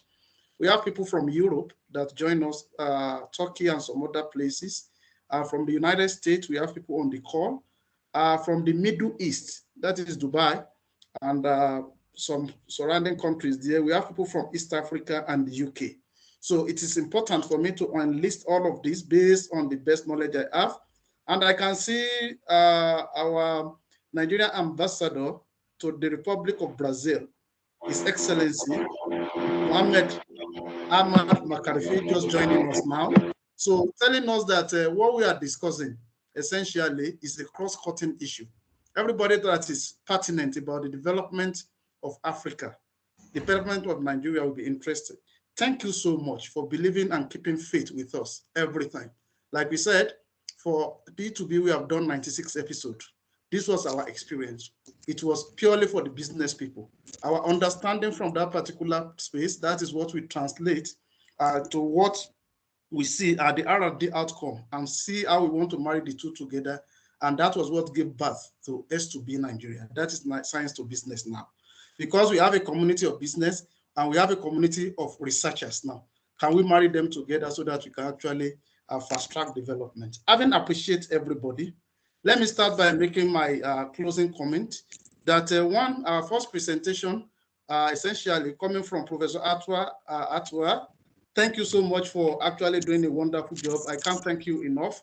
Has actually provided for us an Egyptian model of what the translation of our research outcome, our efforts, activities, publication, how best can we make it and try to create commercial and economic value out of them. We actually talk about ARC because we have visited it, and we have seen, like I mentioned, a center having about 16 institutes, 13 internationally accredited laboratories. These are laboratories that actually manages the national quality infrastructure in Egypt to make sure that all the majority of their products are exportable to Europe and other part of the world. This is what we are talking about. We are modeling, we ask Professor Vatra to speak to us because we don't want it to look like a rocket science. It's not about when we have gone to the West that we can get it done. It's been done in Africa. And that is what all other African countries should look at and see how we want to learn from ourselves through the peer-to-peer learning and facilitative model. So thank you so much for that presentation. For us at S2B, it is very important for us to see how we can actually leverage on all of this or more of this content and work with our university system and work with the industry to create such models. And they work with you to make sure that at least Nigeria and Egypt are working together for the betterment of both countries. If you look at the agricultural GDP, contribution to GDP, Egypt is closely following Nigeria on the continent of Africa. And that is why we have that relationship. So if the two of us can actually spike up what we are doing a bit, then the whole continent will see the impact. So that is why we continue to, and I can see you come with a lot of people from ARC and other places in Egypt. We appreciate you and we continue to work with you and see that we are going to do a lot together. From Professor Galadanshi, thank you so much, Prof. I think the model for African Center of Excellence are supported by World Bank, and it's actually working. I'm happy to hear that Nigeria even have about 17. Where I am presently, I'm actually in one of the centers outside Nigeria, and really what is being done across the continent of Africa based on the centers of excellence is actually something that many countries can copy. We thank God that like Third Fund was able to copy, and a number of new centers of excellence are coming up. Until when we actually have excellence in our universities, they might not be worthy to be called university. You have to know, you have to be known for something that can actually put you on a global map. So that should be the principle behind Centers of Excellence. If you are not excellent in anything, then you are not worthy to be. So we need to actually look at our critical mass in terms of human capital and the infrastructural capital that we have in our university and see where do we want to be positioned. Then we can actually build a lot around that. In my own university in the US, 98% of the IGR of that university comes alone from our stadium. That is where we are good. And that particular stadium is being powered by science and technology. So you can see everybody. And we see a model whereby the business school, our entrepreneurship school, play a critical role.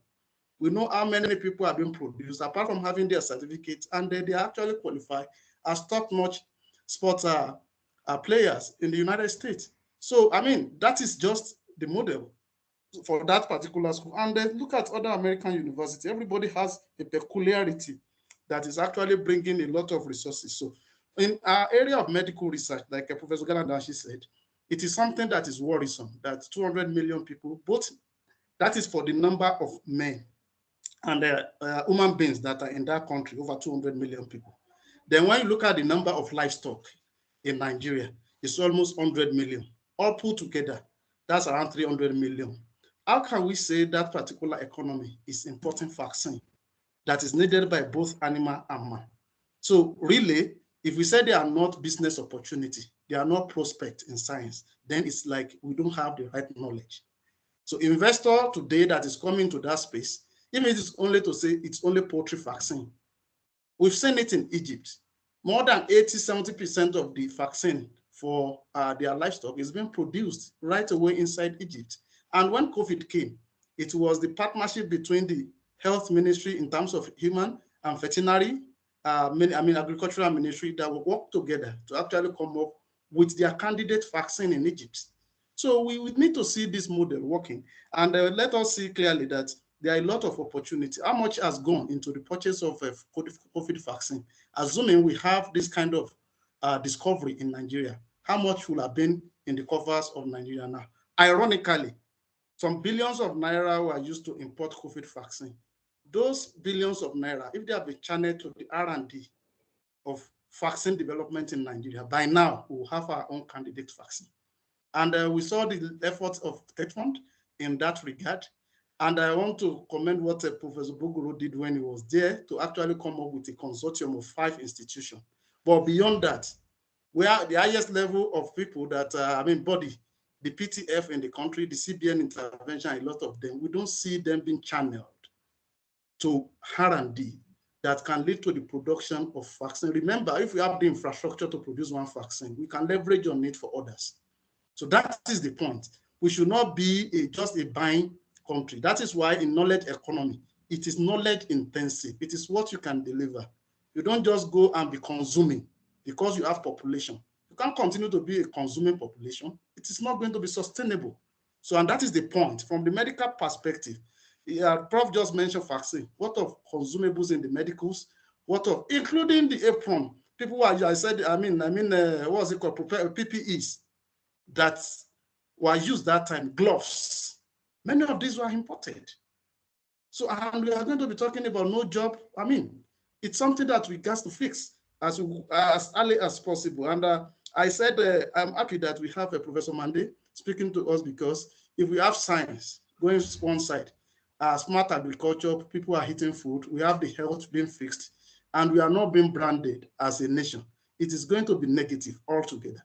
So we bring in Professor Mande to actually look at the business components, and you can see he has done justice to that today. So if we have not branded our country, we have not branded our university, we don't see the marketing department in the university working with the technology transfer office, we don't see them talking to engineering, we don't see projects that will work from Faculty of Engineering through Faculty of Science to Faculty of Business Administration or Economics till the Department of Marketing. Then we are not getting it done. So at S2B, this is the problem we have seen, and this is our own solution. Let us start engaging the academia. Let us start engaging communities so that by 2023, when we think we want to actually launch into a project phase, then everybody will know what we are talking about. We will have ambassadors in all the institutions that will be partnering going forward. I saw actually some challenges that we need to fix, and I need to raise them. We are a spirit of selfishness.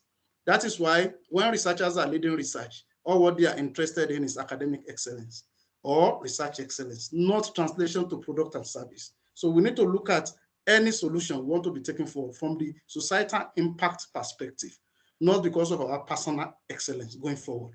By the time you are done becoming a professor, what is? What is? Because you have published all the paper, and if you have published a paper, you can't patent it again. So you have rushed to publish, you have not actually created product out of it and develop. And if you don't have that, that is why you see people still are leveraging on to say, oh, I need to be 70. In other parts of the world, you can see a professor retiring voluntarily at 50, at 60, because their patent is actually paying them already. So that is the kind of community, that is the new kind of academy that we want to actually lead in creating it on the S2B platform. Then let us know clearly that ICT is going to be, it's essentially the language of today and the language of knowledge economy. There's no way you want to do knowledge economy with ICT. So everybody must be ICT competent, and try as much as possible within our space to know that that is the future language that all of us must be speaking. And this, the data is going to be the currency of the world, not the money. So we need to actually see what we need to do around data too much. And essentially for scientists, all of us, including myself, we need to actually embrace a lot of life skills. We have too much of technical skills that is actually dwarfing our life skill. We need to start to engage to make sure that communication skill, relationship skill, a lot of things that we need to learn, because we can't do it all alone. That is why we have not been developing, because we have been doing it all alone. So for us at S2B, so many people have been asking, what is how I go to now marry all of this? Yes, I think Mr.